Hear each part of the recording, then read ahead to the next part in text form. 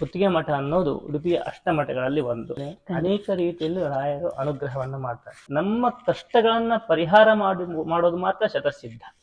ಬರೆದಂತಹವರು ಆ ಕ್ರಮವನ್ನ ಪೂಜೆ ಮಾಡಬೇಕು.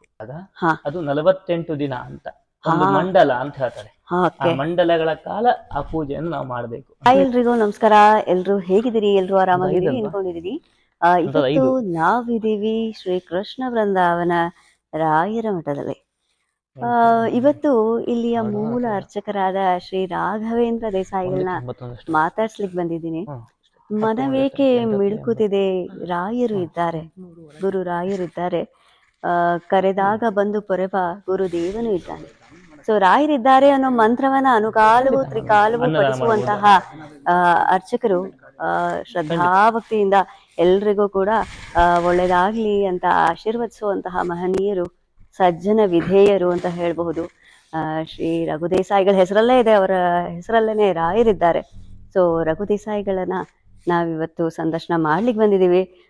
ಅವರ ಬದುಕಿನ ಪಯಣ ಮತ್ತು ರಾಯರಿಗಾಗಿ ಅವರು ಕೊಟ್ಟಿರುವಂತಹ ಅನುಭವದ ಮಾತನ್ನ ನಾವು ಇವತ್ತು ಎಲ್ಲರೊಂದಿಗೆ ಹಂಚ್ಕೊಳ್ಳಿಕ್ ಬಂದಿದ್ದೀವಿ. ಬನ್ನಿ ಗುರುಗಳನ್ನ ಮಾತಾಡ್ಸೋಣ. ಎಲ್ರು ದಯಮಾಡಿ ಇವತ್ತು ಗುರುಗಳ ಒಂದು ಸಂದರ್ಶನವನ್ನ ಕೇಳಿ ರಾಯರ ಕೃಪೆಗೆ ಪಾತ್ರರಾಗಿ ಅಂತ ಕೇಳ್ಕೊತೀನಿ. ಎಲ್ರಿಗೂ ಮನೆ ಸಾಧಕರ ವಿಭಾಗಕ್ಕೆ ಸ್ವಾಗತ. ಜೊತೆಗೆ ಇವತ್ತು ಅರ್ಚಕರನ್ನ ಮಾತಾಡ್ಸೋಣ, ಅವರ ಪರಿಚಯನ ಮಾಡಿಕೊಂಡು ಅವರ ಸಾಧನೆಗೆ ಒಂದು ನಮನವನ್ನ ಮಾಡೋಣ. ನಮಸ್ತೆ ಗುರುಗಳೇ, ಹೇಗಿದ್ದೀರಿ? ನಿಮ್ಮ ಆಶೀರ್ವಾದದಿಂದ ಎಲ್ಲರೂ ಸುಭಿಕ್ಷವಾಗಿದ್ದೀವಿ. ಗುರುಗಳ ಆಶೀರ್ವಾದ. ಗುರುಗಳೇ, ನಮ್ಮ ಚಾನೆಲ್ಗೆ ನಿಮ್ಗೆ ಸ್ವಾಗತ. ಮತ್ತು ನಮ್ಮ ಚಾನೆಲ್ ಅಲ್ಲಿ ಇಲ್ಲಿ ಸಾಧಕರ ಸಂದರ್ಶನವನ್ನ ಮಾಡ್ತಾ ಇದ್ದೇವೆ. ಎಲ್ಲಾ ಸಾಧಕರನ್ನ ಪರಿಚಯಿಸುವ ಸಣ್ಣ ಪ್ರಯತ್ನವನ್ನ ಮಾಡ್ತಾ ಇದ್ದೇವೆ. ಇವತ್ತು ಹಿರಿಯರು ಗುರುಗಳು ನೀವು. ಸೊ ಅನುಗಾಲವು ರಾಯರನ್ನ ಸ್ಮರಿಸುವಂತವರು, ರಾಯರಿಗೆ ಬಹಳ ಹತ್ತಿರವಾದಂತಹ ಒಂದು ಮುಗ್ಧ ಮನಸ್ಸಿನ ಗುರುಗಳು ನೀವು. ಸೊ ರಾಯರಿದ್ದಾರೆ ಅಂತ ನಗುಮುಖದಿಂದ ಎಲ್ಲರಿಗೂ ಬರುವಂತ ಎಲ್ಲ ಭಕ್ತಾದಿಗಳಿಗೂ ಕೂಡ ಆಶೀರ್ವಚನವನ್ನು ನೀಡ್ತೀರಿ. ಸೊ ನಮ್ಮ ಚಾನೆಲ್ಗೂ ಸ್ವಾಗತ ಮತ್ತು ನಮ್ಮ ಟೀಮಿಗೂ ಕೂಡ ಸ್ವಾಗತವನ್ನ ಬಯಸ್ತೇನೆ. ಸೊ ದೇಸಾಯಿಗಳೇ, ನಾನು ಮೊದಲು ತಿಳಿಸ್ಬೇಕು, ನೀವು ಎಲ್ಲಿಯವರು, ನಿಮ್ಮ ವಿದ್ಯಾಭ್ಯಾಸ ಯಾವ ರೀತಿ ಆಯ್ತು? ಮೊದಲನೇದು ಹೇಳ್ಬೇಕಾದ್ರೆ ನಾವೇನ್ ಸಾಧಕರಲ್ಲ, ಸಾಧಕರ ಪಟ್ಟಿಯಲ್ಲೂ ನಾವು ಬರೋದಿಲ್ಲ. ಯಾಕಂದ್ರೆ ನಮ್ಗೆ ಈ ಅವಕಾಶವನ್ನು ಕೊಟ್ಟದ್ದು ನಮ್ಮ ಗುರುಗಳಂತಹ ಸುಗುಣೇಂದ್ರ ಚಿತ್ತ ಸ್ವಾಮೀಜಿಗಳು. ಖಂಡಿತ ಅವರು ಕೊಟ್ಟಂತಹ ವಿದ್ಯೆಯಿಂದ ವಿದ್ಯಾಗುರುಗಳು ಅವರೇ, ನಮ್ಗೆ ವಿದ್ಯೆ ಕೊಟ್ಟಂತಹದ್ದು ಅವರೇ. ಹಾಗಾಗಿ ನಾವು ಅವರ ನಡೆಸಿದ ದಾರಿಯಲ್ಲಿ ನಾವು ನಡ್ಕೊಂಡು ಬರ್ತಾ ಇದ್ದೇವೆ, ಅದು ಎಲ್ಲರಿಗೂ ತಲುಪಿಸ್ತಾ ಇದ್ದೇವೆ. ಖಂಡಿತ. ಹಾಗಾಗಿ ನಾವು ಸಾಧಕರ ಪಟ್ಟಿಯಲ್ಲಿ ನಾವು ಬರೋದಿಲ್ಲ, ಇಲ್ಲ ರಾಯರ ಸೇವೆಯನ್ನ ಮಾಡ್ತಾ ಇದ್ದೇವೆ, ಕೃಷ್ಣ ಸೇವೆಯನ್ನ ಮಾಡ್ತಾ ಇದ್ದೇವೆ. ನೀವು ಎಲ್ಲಿಯವರು ಮತ್ತು ನಿಮ್ಮ ವಿದ್ಯಾಭ್ಯಾಸ ಯಾವ ರೀತಿ ಆಯ್ತು, ಮತ್ತೆ ನೀವು ಕ್ಯಾನಡಾಗೆ ಯಾವಾಗ ಬಂದ್ರಿ? ಮುಖ್ಯವಾಗಿ ನಾವು ಹುಟ್ಟಿದ್ದು ಬಾಗಲಕೋಟೆ ಅನ್ನೋ ನಾರ್ತ್ ಕರ್ನಾಟಕದಲ್ಲಿ. North Karnataka, okay. ಆಮೇಲೆ ಬೆಳೆದು ಆಮೇಲೆ ಉಡುಪಿಯಲ್ಲಿ ನಾವು 7ನೇ ತರಗತಿವರೆಗೂ ನಾನು ಬಾಗಲಕೋಟೆಯಲ್ಲೇ ಕಲಿತು ಆಮೇಲೆ ಉಡುಪಿಗೆ ಬಂದೆ ವಿದ್ಯಾಪೀಠದ ಗುರುಕುಲದ ವಿದ್ಯೆಗೋಸ್ಕರ. ಅಲ್ಲಿ ಬಂದು ಅಲ್ಲಿ ಒಂದು 6 ರಿಂದ 8 ವರ್ಷಗಳ ಕಾಲ ವಿದ್ಯಾಭ್ಯಾಸವನ್ನ ಮಾಡಿ ಆಮೇಲೆ ಬೆಂಗಳೂರಿಗೆ ಬಂದು ಅಲ್ಲಿ ಎಲ್ಲವೂ ಪುತ್ತಿಗೆ ಮಠದ ಆಶ್ರಯದಲ್ಲಿ ಬಂದದ್ದು ನಾವು. ಹಾಗಾಗಿ ಆ ಪುತ್ತಿಗೆ ಮಠದ ಆಶ್ರಯದಲ್ಲಿ ಬೆಂಗಳೂರಿಗೆ ಬಂದು ಆ ನಂತರ 2017ರಲ್ಲಿ ನಾವು ಕೆನಡಾಗೆ ಬಂದಿದ್ದೇವೆ. ವೆರಿ ನೈಸ್ ಗುರುಗಳೇ. ಸೊ ಬಹಳ ಖುಷಿ ಆಗ್ತಾ ಇದೆ. ನೀವು ಭಾರತದಲ್ಲಿ ರಾಯರ ಸೇವೆಯನ್ನ ಮಾಡ್ತಿದ್ರ ಅಥವಾ ಇಲ್ಲಿ ಮಾತ್ರ ಮಠಕ್ಕೆ ಪೂಜೆಯನ್ನ ಮಾಡ್ತಾ ಇರೋ ಪ್ರತೀತಿ ಹೇಗೆ ನಿಮ್ದು? ನಮ್ದು ಹೇಗೆ ಅಂತ ಹೇಳಿದ್ರೆ, ಮುಖ್ಯವಾಗಿ ಉಡುಪಿಯಲ್ಲಿ ಬರುವಂತಹ ಪುತ್ತಿಗೆ ಮಠ ಅನ್ನೋದು ಉಡುಪಿಯ ಅಷ್ಟಮಠಗಳಲ್ಲಿ ಒಂದು. ಅಷ್ಟಮಠಗಳಲ್ಲಿ ಒಂದಂತಹ ಪುತ್ತಿಗೆ ಮಠದಲ್ಲಿ ನಾವು ವಿದ್ಯಾಭ್ಯಾಸವನ್ನ ಮಾಡಿದಂಥದ್ದು. ಆ ವಿದ್ಯಾಭ್ಯಾಸವನ್ನ ಮಾಡಿ ನಂತರ ಅಲ್ಲಿ ಎಲ್ಲ ಶಾಸ್ತ್ರಗಳನ್ನ ಮತ್ತು ಪೌರೋಹಿತ್ಯಾದಿಗಳನ್ನ ಅಲ್ಲಿ ಕಲಿತು ಆಮೇಲೆ ನಾವು ಮುಂದೆ ಬೇರೆ ಕಡೆ ಬರುವಂತದ್ದು. ನಮ್ದು ಹೇಗೆ ನಡೀತದೆ ಅಂತ ಹೇಳಿದ್ರೆ, ಮೊದಲು ನಮ್ಮ ಗುರುಕುಲ ಅನ್ನೋದು ಉಡುಪಿಯ ಹತ್ರ ಹಿರೇರೆಕ್ಕ ಅನ್ನೋ ಊರಿನಲ್ಲಿದೆ. ಉಡುಪಿಯಿಂದ ಅಂದಾಜು 20 ಕಿಲೋಮೀಟರ್ ಆಚೆ ಸುವರ್ಣ ನದಿ ಅನ್ನೋ ಕ್ಷೇತ್ರದಲ್ಲಿ, ಆ ನದಿಯ ತಟದಲ್ಲಿ ನರಸಿಂಹದೇವರ ಸಾನ್ನಿಧ್ಯ. ಅಲ್ಲಿ ನಾವು ಗುರುಕುಲದಲ್ಲಿ ವಿದ್ಯಾಭ್ಯಾಸವನ್ನ ಮಾಡಿ ನಂತರ ನಾವು ಬೆಂಗಳೂರಿಗೆ ಸ್ವಲ್ಪ ಸಮಯ ಬರ್ತೇವೆ ವಿದ್ಯಾಭ್ಯಾಸ ಅಲ್ಲಿ ಮುಗಿದ ಮೇಲೆ. ಯಾಕಂದ್ರೆ ಅಲ್ಲಿ ಇರುವಂತಹ ಸಮಯ ಬರೀ ನಮ್ಗೆ ಕಲಿಯೋದು ಮಾತ್ರ ಇರ್ತದೆ, ಬೇರೆ ಏನೇ ಆಕ್ಟಿವಿಟೀಸ್ ಆಗ್ಲಿ ನಮಗೆ ಪೌರೋಹಿತ್ಯದಲ್ಲಿ ಪಾಲ್ಗೊಳ್ಳುವಂತದ್ದು ಎಲ್ಲವೂ ಅಧ್ಯಯನ ರೀತಿಯಲ್ಲೇ ಇರ್ತದೆ. ಖಂಡಿತ. ಹಾಗಾಗಿ ಆ ನಂತರ ನಮಗೆ ಹಾ. ನಾವು ಬೆಂಗಳೂರಿಗೆ ಬಂದಾಗ ಅಲ್ಲಿ ನಮ್ಗೆ ಪ್ರಾಯೋಗಿಕವಾಗಿ ಅದನ್ನ ನಮ್ಗೆ ಕಲಿಸಿಕೊಡ್ತಾರೆ. ಒಬ್ಬ ಯಾಕಂದ್ರೆ ಜನರೊಟ್ಟಿಗೆ ಹೇಗಿರ್ಬೇಕು, ಹೇಗೆಲ್ಲ ಇರಬೇಕು, ಖಂಡಿತ. ಅದೆಲ್ಲವನ್ನ ಮಾಡಿ ಕೊನೆಯಲ್ಲಿ ಗುರುಗಳು ನಮ್ಮನ್ನ ಚಾಯ್ಸ್ ಮಾಡುವಂತದ್ದು ಯಾರು ಎಲ್ಲೆಲ್ಲಿಗೆ ಹೋಗ್ಬೇಕು ಅಂತ. ಒಬ್ಬ ಯಾಕಂದ್ರೆ ಅಮೆರಿಕದಲ್ಲಿ ಅಥವಾ ನಾರ್ತ್ ಔಟ್ ಆಫ್ ಕಂಟ್ರಿಯಲ್ಲಿ ತುಂಬಾ ಬ್ರಾಂಚಸ್ ಗಳಿದೆ. ಅದೆಲ್ಲವನ್ನ ನಮಗೆ ಚಾಯ್ಸ್ ಮಾಡುವಂತದ್ದು ಗುರುಗಳಂತ ಸುವರ್ಣ ತೀರ್ಥ ಸ್ವಾಮಿಗಳು. ಅವರ ಆಶೀರ್ವಾದ, ಅವರ ಆಶೀರ್ವಾದವೇ ನಮ್ಮಲ್ಲಿ ಇಲ್ಲಿಗೆ ಕರ್ಕೊಂಡ್ಬಂದದ್ದು. ಖಂಡಿತ ಗುರುಗಳೇ, ನಾವು ಪುಣ್ಯವಂತರು. ಅವರ ಮುಖೇನ ನೀವು ಬಂದಿರೋದು ಮತ್ತು ಅನುಗ್ರಹ ಆಗಿದೆ ಅವರಿಂದ. ಗುರುಗಳೇ, ತುಂಬಾ ಪ್ರಶ್ನೆಗಳನ್ನ ಹೊತ್ತು ತಂದಿದ್ದೇನೆ ನಿಮ್ ಮುಂದೆಗೆ. ಪ್ರಶ್ನೆಗಳಂತಂದ್ರೆ ರಾಯರ ಬಗ್ಗೆ, ರಾಯರ ಭಕ್ತರು ಯಾರ್ಯಾರು ಇದಾರೋ ಅಥವಾ ನನ್ನಿಂದ ಹಿಡಿದು ರಾಯರ ಭಕ್ತರು ಅವರಲ್ಲಿ ಯಾವ ರೀತಿ ಶಂಕೆ ಇದ್ರೆ, ಜಿಜ್ಞಾಸೆ ಇದ್ರೆ ತಿಳ್ಕೊಳ್ಬೇಕು ಅನ್ನುವಂಥದ್ದು. ಸೊ ಅದನ್ನ ನಿಮ್ಮೊಂದಿಗೆ ತೊಳಲಾಟವನ್ನ ಒಂದು ಹಂಚ್ಕೊಂಡು ನಿಮ್ಮ ಮುಖೇನ ರಾಯರೇ ಹೇಳ್ತಾ ಇದಾರೇನೋ ಅನ್ನೋ ಒಂದು ಭಾವನೆ. ಗುರುಗಳೇ, ಮೊದಲು ಎಷ್ಟೋ ಜನಕ್ಕೆ ಒಂದು ಭಕ್ತಿ ಇದೆ, ಅಕ್ಷತೆಯ ಮೇಲೆ ಭಕ್ತಿ ಇದೆ. ರಾಯರು ಅಕ್ಷತ ಸ್ವರೂಪದಲ್ಲೇ ಇರ್ತಾರೆ ಅಂತ ಎಲ್ಲರೂ ಒಂದು ಭಾವಿಸುವ ಒಂದು ಭಾವನೆ ಅದು. ಸೊ ನಿಮ್ಮ ಕಲ್ಪನೆಯಲ್ಲಿ ರಾಯರು ಅಕ್ಷತೆಯ ರೀತಿನಲ್ಲಿ ಯಾವ ರೀತಿ ಅನುಗ್ರಹವನ್ನ ಮಾಡ್ತಾರೆ ಭಕ್ತರಿಗೆ? ಅಂದ್ರೆ ಯಾವ ರೀತಿ ಅಂತ ಹೇಳಿದ್ರೆ ಅನೇಕ ರೀತಿಯಲ್ಲಿ ರಾಯರು ಅನುಗ್ರಹವನ್ನ ಮಾಡ್ತಾರೆ ಮುಖ್ಯವಾಗಿ. ಆದ್ರೆ ಅಕ್ಷತೆ ಅಂತ ನಾವು ತೆಗೆದುಕೊಂಡಾಗ ನಾವು ಯಾವಾಗ ಅದು ಅಕ್ಕಿ ಆಗಿರ್ತದೋ, ಮೊದಲು ಬರೀ ಅಕ್ಕಿ ಇರ್ತದೆ, ಅದಕ್ಕೆ ಮಂಗಳ ದ್ರವ್ಯ ಅಂತಹ ಅರಿಶಿನ ಕುಂಕುಮ ಬಿದ್ದು ಅದು ರಾಯರ ಪಾದಸ್ಪರ್ಶವನ್ನ ಮಾಡಿಕೊಂಡು ಬಂದಾಗ ಅದರ ಮಹಿಮೆ ಜಾಸ್ತಿ ಆಗ್ತದೆ. ಹಾಗಾಗಿ ಅದನ್ನ ನಾವು ಯಾವತ್ತು ನಮ್ಮಲ್ಲಿ ಇಟ್ಕೊಳ್ತೇವೋ ಅಲ್ಲಿವರೆಗೂ ರಾಯರು ನಮ್ಮಲ್ಲೇ ಇರ್ತಾರೆ, ನಮ್ಮ ಜೊತೆಗೇನೆ ರಾಯರು ಇರ್ತಾರೆ. ಹಾಗಾಗಿ ಅದಕ್ಕೋಸ್ಕರನೇ ಆ ಮಂತ್ರಾಕ್ಷರ ತಲೆ ಮೇಲೆ ಧರಿಸುವಂತದ್ದು. ಯಾಕಂದ್ರೆ ನಮ್ಮ ಶಿರದಲ್ಲಿ ನಮ್ಮ ಒಟ್ಟಿಗೆ ರಾಯರು ಯಾವತ್ತಿಗೂ ಇರಬೇಕು ಅನ್ನೋ ಉದ್ದೇಶದಿಂದ ಮಂತ್ರಾಕ್ಷತೆಗೆ ಮಹಿಮೆ ಮಹತ್ವತೆ ಇದೆ. ಎಲ್ಲಾ ಯತಿವರೇಣ್ಯರಿಗೆ, ಎಲ್ಲಾ ಗುರುಗಳಿಗೂ ತುಳಸಿ ಮಾಲೆಯನ್ನ ಅರ್ಪಿಸುವ ಒಂದು ಪ್ರತೀತಿ ಇದೆ. ನೀವು ಕೂಡ ಏರ್ಸಿರ್ತೀರಿ ಅಥವಾ ಮನೆಯಲ್ಲಿ ಯಾರೇ ಭಕ್ತರು ಪೂಜೆ ಮಾಡುವಾಗ ಪಟಕ್ಕೆ ತುಳಸಿ ಮಾಲೆಯನ್ನ ಏರಿಸ್ತಾರೆ. ಸೊ ಯಾವ ಕಾರಣಕ್ಕೋಸ್ಕರ ತುಳಸಿ ಮಾಲೆಯನ್ನ ಯತಿವರೇಣ್ಯರಿಗೆ ಅರ್ಪಿಸ್ಬೇಕು ಅಂತ? ತುಳಸಿ ಅನ್ನೋದು ವೈರಾಗ್ಯದ ಸಂಕೇತ ಅಂತ ಹೇಳ್ತಾರೆ. ಹಾಗಾಗಿ ಆ ವೈರಾಗ್ಯದ ಸಂಕೇತ, ಸನ್ಯಾಸಿಯಾದವರು, ಯತಿಗಳಾದವರು ಬೇರೆ ಯಾವುದೇ ಅಪೇಕ್ಷೆಗಳು ಅವರಿಗೆ ಇರೋದಿಲ್ಲ. ಸಮಾಜದಲ್ಲಿ ಭಗವಂತನ ಸಾನ್ನಿಧ್ಯಾನವನ್ನ ಮತ್ತು ಭಗವಂತನ ಮಹಿಮೆಯನ್ನ ತಿಳಿಸುವುದೇ ಸನ್ಯಾಸಿಗಳ ಯತಿವರೇಣ್ಯರದ್ದು. ಹಾಗಾಗಿ ಭಗವತ್ ಪ್ರತಿಪಾದನೆ ಅಂತ ನಾವು ಹೇಳ್ತೇವೆ. ಹಾಗಾಗಿ ಅದು ವೈರಾಗ್ಯದ ಸಂಕೇತ ಮತ್ತು ಕೃಷ್ಣನಿಗೆ ಅತಿ ಪ್ರಿಯವಾದಂತಹ ಪತ್ರ. ಹಾಗಾಗಿ ಅದನ್ನ ಯಾವಾಗಲೂ ಸನ್ಯಾಸಿಗಳಿಗೆ ನಾವು ಧರಿಸ್ತೇವೆ. ಅಪ್ಪ, ಖುಷಿಯಾಯ್ತು ಗುರುಗಳೇ. ನನ್ಗೆ ಇದು ಮೂಲ ಕಾರಣ ಏನು ಅಂತ ತಿಳ್ಕೊಬೇಕಿತ್ತು, ತಿಳಿಸ್ಬೇಕಿತ್ತು. ಎಷ್ಟೋ ಜನಗಳಿಗೆ ಕಷ್ಟ ಕಾರ್ಪಣ್ಯ ತಪ್ಪಿದ್ದಲ್ಲ. ಖಂಡಿತ ಮನುಷ್ಯನಾದವನಿಗೆ ಕಷ್ಟದಲ್ಲಿ ಮುಳುಗಲೇಬೇಕು, ಜೀವನ ಸಾಗಿಸ್ಲೇಬೇಕು. ಈಗ ಪ್ರಶ್ನೆ ಇರೋದು, ರಾಯರನ್ನ ನಾವು ಅಷ್ಟು ಪೂಜಿಸ್ತೇವೆ, ಅಷ್ಟು ಕೇಳ್ಕೊತೀವಿ, ಅಷ್ಟು ಮಂತ್ರಗಳನ್ನ ಪಠನೆ ಮಾಡ್ತೀವಿ. ಸೊ ಅನುಗಾಲವು ರಾಯರಿದ್ದಾರೆ ಅಂತ ಭರವಸೆಯಿಂದ ಬದುಕಿದ್ರೂ ಕೂಡ, ಎಷ್ಟೇ ಭಕ್ತಿ ಭಾವಪೂರ್ವಕವಾಗಿ ನಾವು ನಮನವನ್ನ ಮಾಡಿದ್ರೂ ಸಹ ಕಷ್ಟಗಳು ಯಾಕೆ ಬೆನ್ನು ಬಿಡದಲೇ ಬರುತ್ತೆ? ಒಳ್ಳೆಯ ಪ್ರಶ್ನೆ ಇದು. ಯಾಕಂದ್ರೆ ಕಷ್ಟ ಬಂತು ಅಂದ ತಕ್ಷಣ ನಾವು ಹಿಂಸರಿಬಾರ್ದು ಅಂತ. ಹೌದು. ಈಗ ನಾವೆಲ್ಲ ಹೇಗೆ ಅಂತ ಹೇಳಿದ್ರೆ, ಸಂಕಟ ಬಂದಾಗ ವೆಂಕಟರಮಣ ಮುಖ್ಯವಾಗಿ. ರೈಟ್. ಅಂದ್ರೆ ನಮಗೆ ಕಷ್ಟ ಬಂದಾಗ ದೇವರೇ ಕಾಪಾಡು ಅಂತ ನಾವು ಕೇಳ್ತೇವೆ. ಆದ್ರೆ ದೇವರನ್ನ ಅನುದಿನವೂ ನಾವು ಪ್ರಾರ್ಥನೆ ಮಾಡ್ಬೇಕಂತೆ. ಆವಾಗ ಎಲ್ಲವನ್ನ ಅವರೇ ನೋಡ್ಕೋತಾರೆ. ಯಾವ್ದಂದ್ರೆ ಭಗವದ್ಗೀತೆಯಲ್ಲಿ ಕೃಷ್ಣ ಹೇಳ್ತಾನೆ, ಅನನ್ಯಾಸ್ ಚಿಂತೆಯಂತೋ ಮಾಂ ಯೇ ಜನಾಃ ಪರ್ಯುಪಾಸತೆ ತೇಷಾಂ ನಿತ್ಯಾಭಿಯುಕ್ತಾನಾಂ ಯೋಗಕ್ಷೇಮಂ ವಹಾಮ್ಯಹಂ.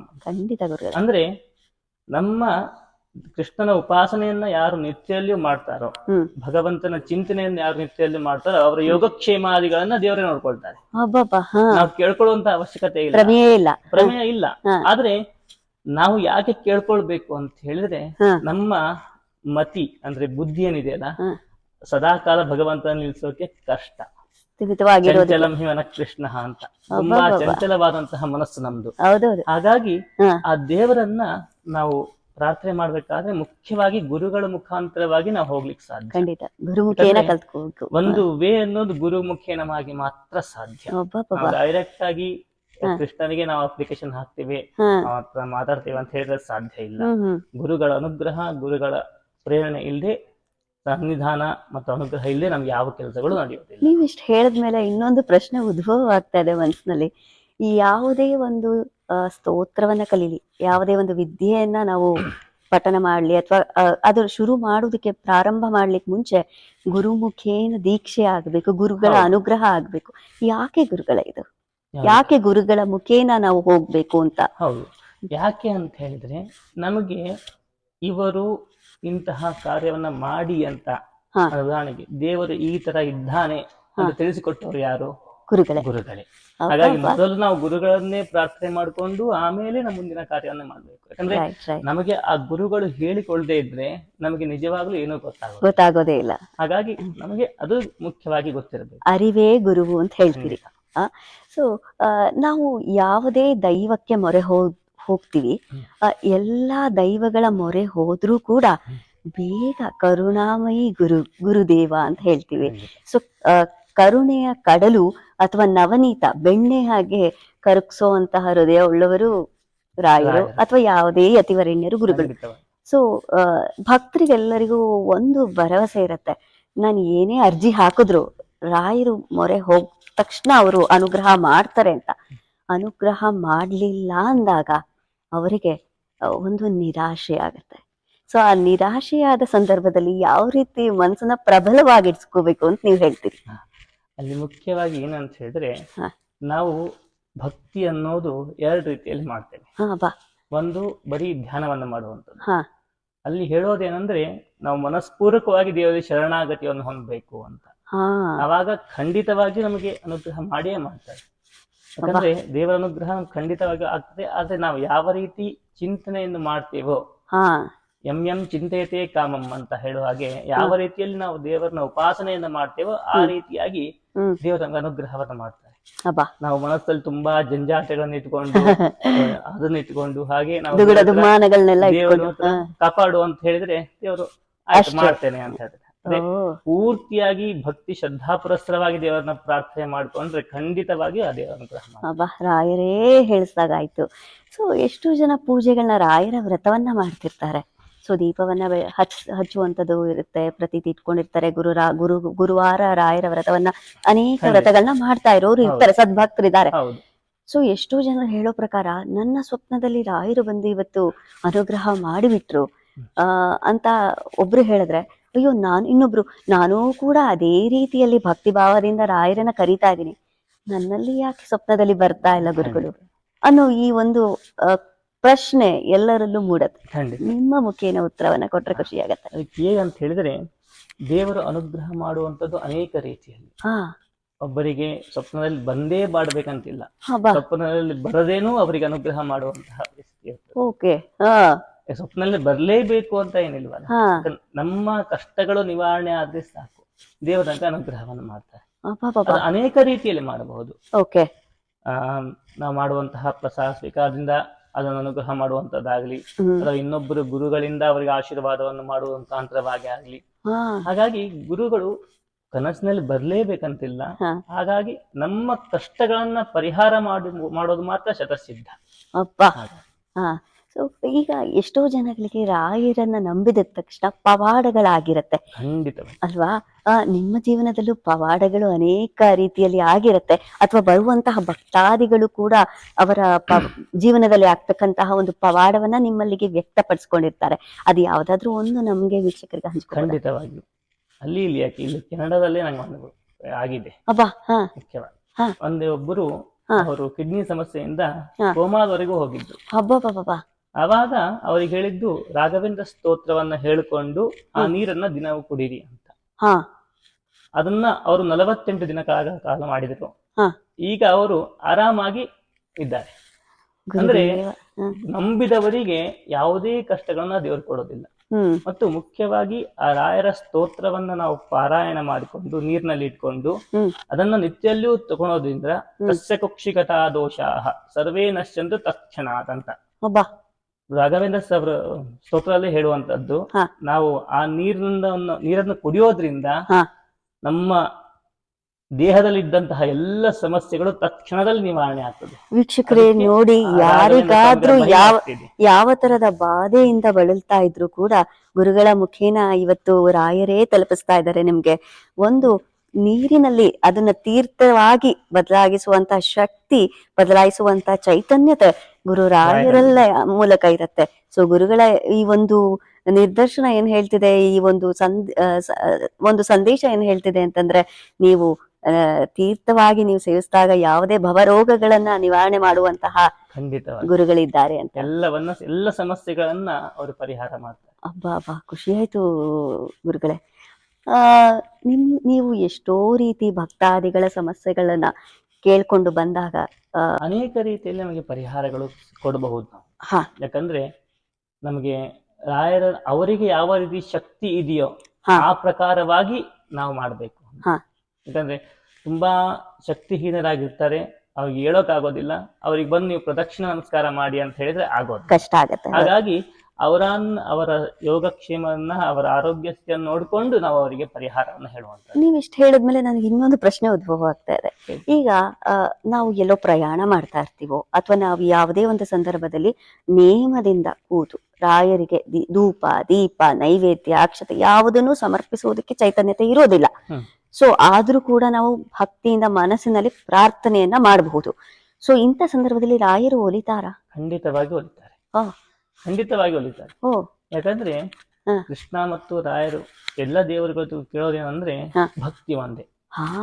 ಭಕ್ತಿಯಿಂದ ಭಗವದ್ಗೀತೆಯಲ್ಲಿ ಹೇಳುವ ಹಾಗೆ ಪತ್ರಂ ಪುಷ್ಪಂ ಫಲಂ ತೋಯಂ ಯೋಮೇ ಭಕ್ತ್ಯಾ ಪ್ರಯಚ್ಛತಿ ಅಂತ.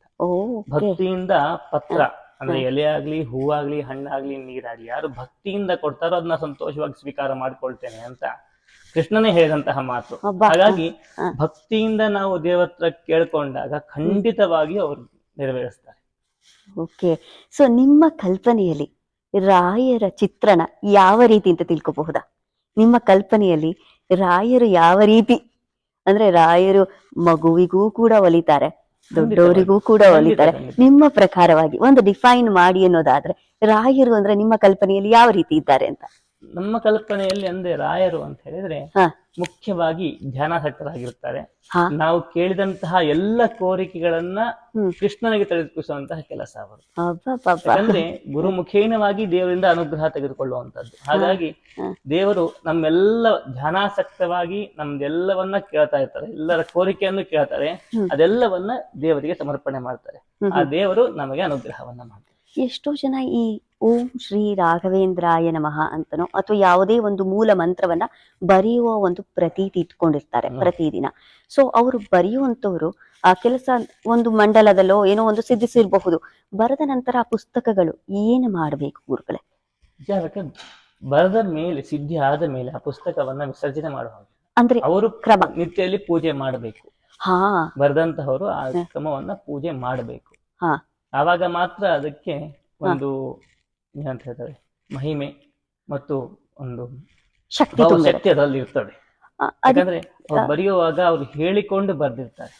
ಹಾಗಾಗಿ ಅದರಲ್ಲಿರುವಂತಹ ಶಕ್ತಿ ವಿಸರ್ಜನೆ ಮಾಡಿದ ತಕ್ಷಣ, ಅಂದ್ರೆ ವಿಸರ್ಜನೆ ಮಾಡಿದಾಗ ಏನಾಗ್ತದೆ, ನಮ್ಮಲ್ಲಿರುವಂತಹ ಮನಸ್ಸು ಚೇಂಜ್ ಆಗ್ತದೆ. ನಮ್ದು ನಾವು ಬರೆದಾಯ್ತು, ನಮ್ಮ ಕೆಲಸ ಮುಗಿಯಿತು ಅಂತ. ಅದನ್ನೇ ನಾವು ನಿತ್ಯದಲ್ಲಿ ಪೂಜೆ ಮಾಡ್ತಾ ಇದ್ರೆ ಆವಾಗ ನಮಗೆ ಪೂರ್ತಿಯಾದಂತಹ ಶಕ್ತಿ ನಮಗೆ ಸಿಗ್ತದೆ. ಕೆಲವರು ಹೇಳ್ತಾರೆ ಅದು ಒಂದು ಕೆಂಪು ವಸ್ತ್ರದಲ್ಲಿ ಅದನ್ನ ಕವರ್ ಮಾಡ್ಬಿಟ್ಟು ಮುಚ್ಚಿಟ್ಬಿಟ್ಟು ಪೂಜೆ ಮಾಡಿ ಅಂತ. ಆ ತರ ಏನಾದ್ರು ಹಾಗೇನೆ ಅಂತ ಪ್ರತೀತಿ ಏನಿಲ್ಲ. ವಸ್ತ್ರದಲ್ಲೇ ಮಾಡ್ಬೇಕು ಅಂತ ಹಾಗೇನಿಲ್ಲ. ಯಾಕೆ ಕೆಂಪು ವಸ್ತ್ರ ಅಂತ ಹೇಳ್ತಾರೆ ಅಂದ್ರೆ, ಕೆಲವೊಬ್ರು ಅವರ ಜಾತಕವನ್ನು ನೋಡ್ಕೊಂಡು ಅವರಿಗೆ ಯಾವ ಕಲರ್ ಸೂಟ್ ಆಗ್ತದೋ ಅದರ ಪ್ರಕಾರವಾಗಿ ಹೇಳ್ತಾರೆ. ಆದ್ರೆ ಅದೇನು ನೆಸೆಸಿಟಿ ಅಂತ ಅಲ್ಲ, ಯಾವ್ದಾದ್ರು ನಾವು ಹೇಗಾದ್ರೂ ಇಡ್ಬೋದು. ಗುರುಗಳಿಗೆ ಇನ್ನೊಂದು ಭಕ್ತರಿಗೆ ಒಂದು ಪ್ರಶ್ನೆ ಇರುತ್ತೆ. ರಾಯರ ಮುಖೇನ ಒಂದು ಪ್ರಶ್ನೆ ಇಂಡೆಂಟ್ ಹಾಕ್ತಾರೆ. ಸೊ ಪ್ರಸಾದ ಅನುಗ್ರಹ ಆಗತ್ತೆ ರಾಯರಿಂದ. ಕೆಲವರಿಗೆ ಬಲಭಾಗಕ್ಕೆ ಪ್ರಸಾದ ಅನುಗ್ರಹ ಆದ್ರೆ, ಕೆಲವರಿಗೆ ಎಡಭಾಗಕ್ಕೆ ಪ್ರಸಾದ ಅನುಗ್ರಹ ಆಗತ್ತೆ. ಸೊ ಈ ಪ್ರಸಾದ ಅನುಗ್ರಹ ಆಗುವುದರ ಬಗ್ಗೆ ನಿಮ್ಮ ಅನಿಸಿಕೆ ಏನು? ನಾವು ದೇವರಿಗೆ ಎಲ್ಲ ಅಂಗಾಂಗಗಳು ಒಂದೇ ಅಂತ ನಾವು ಕಲ್ಪನೆ ಮಾಡ್ತೀವಿ. ಅಂದ್ರೆ ನಾವು ಈಗ ಕೈ ಬೇರೆ ಅಲ್ಲ, ಕಾಲು ಬೇರೆ ಅಲ್ಲ, ಪ್ರತಿಯೊಂದು ಪೂಜೆ ಮಾಡುವಾಗ ನಾವು ಅಂಗ ಪೂಜೆ ಅಂತ ಮಾಡ್ತೇವೆ. ಹಾ ಹಾಗಾಗಿ ಹಾ. ಅದರಲ್ಲಿ ಶಿರಸ್ಸು ಬರ್ತದೆ, ಕಣ್ಣು ಬರ್ತದೆ, ಖಂಡಿತ. ಹಾ ಕೈಗಳು ಬರ್ತದೆ, ಕಾಲುಗಳು ಬರ್ತದೆ. ಹಾ ಹಾಗಾಗಿ ದೇವರ ಪ್ರತಿಯೊಂದು ಅಂಗನೂ ಪವಿತ್ರವಾದದ್ದೇ. ಓಕೆ. ಹಾಗಾಗಿ ನಮಗೆ ಎಲ್ಲಿಂದ ಬಿದ್ರೂ ಅದು ಪ್ರಸಾದ ಅಂತಾನೆ ಲೆಕ್ಕ. Okay okay. ಹಾ ನಾವು ಎಡಗಡೆ ಬಿದ್ದಿದೆ ಅಂತ ಹೇಳಿ ಅದನ್ನ ನಿರ್ಲಕ್ಷ್ಯ ಮಾಡುವಂತಹ ಇದು ಇಲ್ಲ, ಪ್ರಮೇಯ ಬೇಡ ಪ್ರಮೇಯ ಅಂತ. ಬೇಡ. Okay okay. ಈ ರಾಯರ ಕಥೆಯನ್ನ ನಾನು ಅಷ್ಟಾಗಿ ತಿಳ್ಕೊಂಡಿಲ್ಲ, ಚೂರು ತಿಳ್ಕೊಂಡಿರೋ ಪ್ರಕಾರ ನಾನು ನಿಮ್ಮಲ್ಲಿ ತೊಳಲಾಟವನ್ನ ತೋರ್ಕೋತಾ ಇದ್ದೀನಿ, ಅಥವಾ ಪ್ರಶ್ನೆನ ಕ್ಲಾರಿಟಿ ಮಾಡ್ಕೊಳ್ಳಿಕ್ಕೆ ಮತ್ತೆ ವೀಕ್ಷಕರಿಗೆ ಒಂದು ಕ್ಲಾರಿಫೈ ಮಾಡಿಸ್ಲಿಕ್ಕೆ. ರಾಯರಿಗೆ ಧರ್ಮಪತ್ನಿ ಇದ್ರು, ಹೌದು. ಅವರಿಗೆ ಮೋಕ್ಷವನ್ನ ಪ್ರಾಪ್ತಿ ಮಾಡಿದ್ರು ರಾಯರೇ. ಎಷ್ಟೋ ಅವರ ಜೀವನದಲ್ಲಿ ಎಲ್ಲಾ ಕಥೆಗಳು ಆಯಿತು. ಅವರ ಪುತ್ರರು ಅಥವಾ ಪುತ್ರಿ, ಅವರಿಗೆ ಮಕ್ಕಳು ಯಾರು ಇದ್ರು, ಅವರ ಬಗ್ಗೆ ಎಲ್ಲಿಯೂ ಕೂಡ ನಾವು ಕೇಳಿಲ್ಲ. ಸೊ ಅದ್ರ ಬಗ್ಗೆ ಒಂಚೂರು ಏನಾದ್ರು ಹೇಳಿಕ್ ಸಾಧ್ಯ? ಅವರ ಮಕ್ಕಳು ಇದ್ದಾರೆ. ಹಾ. ಅವರು ರಾಯರ ಮುಂದಿನ ಅಂದ್ರೆ ಅವರ ಮಹಿಮೆಯನ್ನ ತಿಳಿಸಿಕೊಂಡು ಮುಂದೆ ಹೋಗ್ತಾರೆ. ಹೋ. ಹಾಗಾಗಿ ಅವರ ಶಿಷ್ಯರಲ್ಲಿ ಬಂದಂತಹ ಅಪ್ಪಣ್ಣಾಚಾರ್ಯ ಆಗಲಿ ಎಲ್ಲರೂ ಅದರಲ್ಲಿ ಬರ್ತಾರೆ. ಓಕೆ. ಸೊ ಈ ರಾಯರಿಗೆ ನಾವು ನೈವೇದ್ಯವನ್ನ ನೀಡ್ತೇವೆ, ಮತ್ತೆ ಗುರುಗಳು ಫಲ ಮಂತ್ರಾಕ್ಷತೆಯನ್ನ ಕೊಡ್ತಾರೆ. ಯಾವುದೇ ಸನ್ಯಾಸಿಯಾಗಿ, ಯಾವುದೇ ಯತಿವರಣ್ಯರಾಗ್ಲಿ ಫಲ ಮಂತ್ರಾಕ್ಷತೆ ಎರಡನ್ನು ಯಾವ ರೀತಿ ಇದು ಹೊಂದಾಣಿಕೆ, ಯಾಕೆ ಇದನ್ನೇ ಕೊಡ್ತಾರೆ? ಯಾಕಂದ್ರೆ ಬೇರೆ ಇನ್ನೇನಾದ್ರೂ ಕೊಡಬಹುದು, ಅವರು ಆಶೀರ್ವಾದ ಮಾಡಿ ಅವರ ಪಟವನ್ನ ಕೊಡಬಹುದು, ಅಥವಾ ಇನ್ನೇನೇ ಒಂದು ವಸ್ತ್ರವನ್ನ ಕೊಡಬಹುದು, ಯಾವುದೇ ರೀತಿಯಲ್ಲಿ ಕೊಡಬಹುದು. ಫಲ ಮಂತ್ರಾಕ್ಷತೆಯನ್ನೇ ಯಾಕೆ ಆಯ್ಕೆ ಮಾಡ್ಕೊಳ್ತಾರೆ? ಮುಖ್ಯವಾಗಿ ರಾಯರಿಗಾಗುವಾಗ ನಾವು ನೈವೇದ್ಯ ಅಂತ ಹೇಳಲ್ಲ, ಹಸ್ತೋದಕ ಅಂತ ಹೇಳ್ತೀವಿ. ಯಾಕಂದ್ರೆ ಯತಿಗಳಿಗೆ ನೈವೇದ್ಯ ಅಂತ ಹೇಳಲ್ಲ, ಹಸ್ತೋದಕ ಅಂತ ಹೇಳ್ತೀವಿ. ಓಕೆ. ಹಾಗಾಗಿ ಯಾಕೆ ಫಲ ಮಂತ್ರಾಕ್ಷತೆ ಕೊಡ್ತಾರೆ ಅಂತ ಹೇಳಿದ್ರೆ, ನಾವು ಮಾಡಿದಂತಹ ಪೂಜೆಯ ಫಲ ನಮಗೆ ಪೂರ್ತಿಯಾಗಿ ಸಿಗಬೇಕು, ಅದಕ್ಕೋಸ್ಕರವಾಗಿ. ಯಾಕಂದ್ರೆ ಆ ಮಂತ್ರಾಕ್ಷತೆಯನ್ನ ನಾವು ತಲೆ ಮೇಲೆ ಹಾಕೊಳ್ತೇವೆ, ಆ ಪ್ರಸಾದವನ್ನ ಹೊಟ್ಟೆಯಲ್ಲಿ ಸ್ವೀಕರಿಸ್ತೇವೆ. ಹಾಗಾಗಿ ನಮಗೆ ಆ ಪೂರ್ತಿ ಏನೆಲ್ಲ ದೇವರ ಅನುಗ್ರಹ ಇದೆಯೋ ಅದು ನಮ್ಮ ಮೇಲೆ ಆಗುತ್ತೆ. ಯಾಕಂದ್ರೆ ನಾವು ಪ್ರಸಾದ ನಮಗೆ ಸಿಗ್ಬೇಕಂದ್ರೆ ಒಂದು ವೇ ಬೇಕು. ಯಾವ ರೀತಿಯಲ್ಲಿ ದೇವರ ಅನುಗ್ರಹ ಆಗೋದೆ ಪ್ರಸಾದ ಸ್ವೀಕಾರದಿಂದ. ಹೌದು. ಹಾಗಾಗಿ ಅದಕ್ಕೋಸ್ಕರ ಮುಖ್ಯವಾಗಿ ಫಲವನ್ನ ಕೊಡುವಂಥದ್ದು. ಓಕೆ ಓಕೆ, ವೆರಿ ನೈಸ್ ಗುರುಗಳೇ. ಸೊ ಈ ರಾಯರ ನಂಬಿರುವಂತಹ ಭಕ್ತರು ಅನೇಕರಿದ್ದಾರೆ.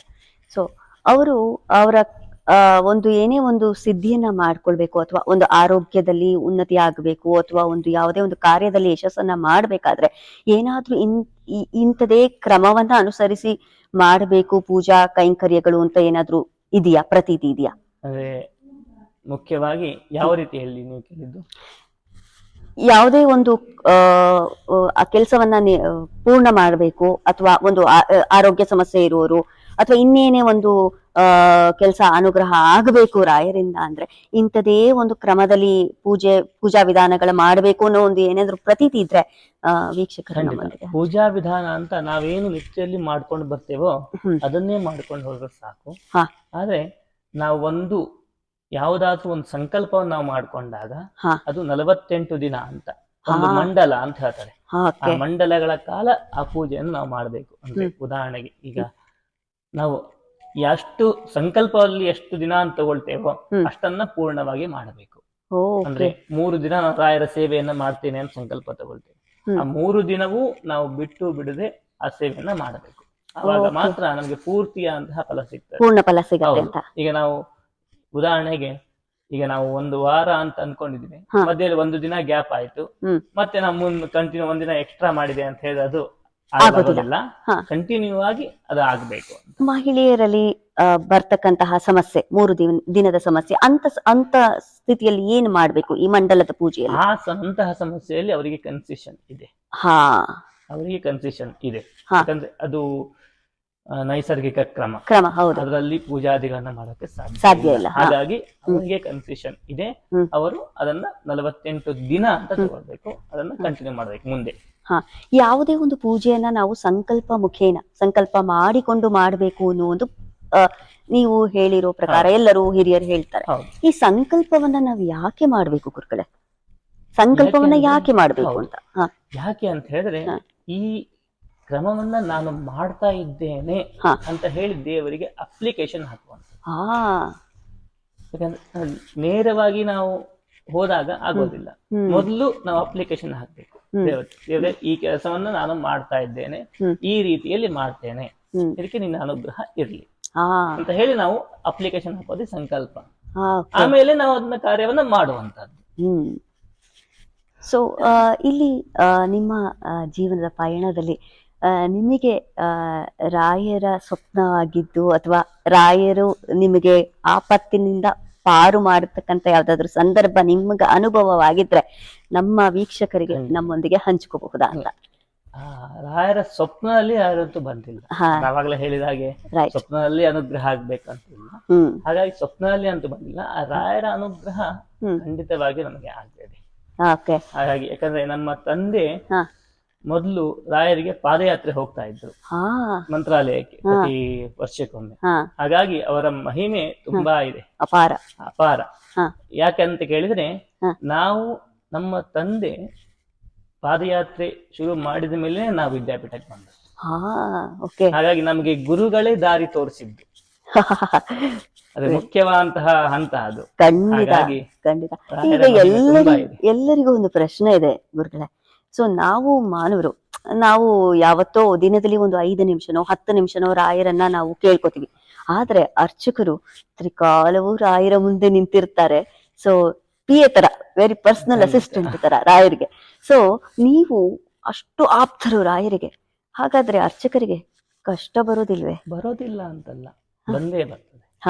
ಯಾಕಂದ್ರೆ ಈ 2 ರೀತಿಯಲ್ಲಿ, ಒಂದು ನಾವು ಮಾಡುವಂತಹ ಭಕ್ತಿ, ಇನ್ನೊಂದು ಪೂರ್ವಜನ್ಮ ಕೃತಮೃಪಂ, ಪೂರ್ವಜನ್ಮದ ಕರ್ಮಗಳು, ಕರ್ಮಾನುಸಾರ. ಕರ್ಮಗಳು ಯಾರಿಗೂ ಬಿಟ್ಟಿರೋದಲ್ಲ. ಅರ್ಚಕರಾಗ್ಲಿ, ಪೂಜೆ ಮಾಡೋರಾಗ್ಲಿ, ಸಾಮಾನ್ಯ ಜನರೇ ಆಗ್ಲಿ. ಹಾಗಾಗಿ ನಮಗೆ ಇರುವಂತಹ ಏನು ಕರ್ಮಗಳಿದೆಯೋ ನಾವು ಅನುಭವಿಸಲೇಬೇಕು. ಗುರುಗಳೇ, ನೀವಿಷ್ಟು ಹೇಳಿದ್ಮೇಲೆ ನನಗೆ ಒಂದು ಪ್ರಶ್ನೆ ನಾನು ಕೇಳಲೇಬೇಕು ಅಂತ ಬಂದಿದ್ದೇನೆ. ಪೂರ್ವ ಜನ್ಮದ ಕರ್ಮವು ಈ ಜನ್ಮಕ್ಕೆ ಯಾಕೆ ಕ್ಯಾರಿ ಫಾರ್ವರ್ಡ್ ಆಗುತ್ತೆ ಗುರುಗಳೇ? ಯಾಕಂದ್ರೆ ಪೂರ್ವ ಜನ್ಮದಲ್ಲಿ ನಾನು ಯಾವುದೋ ಜೀವಿಯಾಗಿ ಬದುಕಿರ್ತೇನೆ, ನನಗೆ ಸಂಬಂಧಪಟ್ಟಿರುವಂತದ್ದು ಪೂರ್ವ ಜನ್ಮವಾದ್ರೆ ಈಗ ಪ್ರಸ್ತುತ ಈಗಿನ ಜನ್ಮ, ಈಗಿನ ಜೀವನವೇ ಬೇರೆ. ಆ ಜನ್ಮಕ್ಕೂ ಈಗಿಂದಕ್ಕೂ ಎಲ್ಲಿಂದ ಎಲ್ಲಿ ಸಂಬಂಧ ಗುರುಗಳೇ? ಮುಖ್ಯವಾದಂತಹ ಸಂಬಂಧ ಇದೆ. ಅದನ್ನ ನೀವು ಬಿಡಿಸಿ ಹೇಳಿದ್ರೆ ಖುಷಿ ಆಗುತ್ತೆ. ಯಾಕೆ ಅಂತ ಹೇಳಿದ್ರೆ, ದೇವರ ಸೃಷ್ಟಿ ಅಂತ ನಾವು ತಗೊಳ್ತೇವೆ. ದೇವರ ಸೃಷ್ಟಿಯಲ್ಲಿ ದೇವರು 2 ರೀತಿಯಲ್ಲಿ ಸೃಷ್ಟಿಯನ್ನು ಮಾಡಿದ್ದಾರೆ. ಒಂದು ಜೀವಾತ್ಮರು, ಪಾಪಾತ್ಮರು. ಓಕೆನಾ? ಈಗ ನಾವು ಮಾಡುವಂತಹ ಪಾಪ ಪುಣ್ಯಗಳು ಕ್ಯಾರಿ ಫಾರ್ವರ್ಡ್ ಆಗ್ಲಿಲ್ಲ ಅಂದ್ರೆ ದೇವರ ಸೃಷ್ಟಿಗೆ ವಿರೋಧ ಬರ್ತದೆ.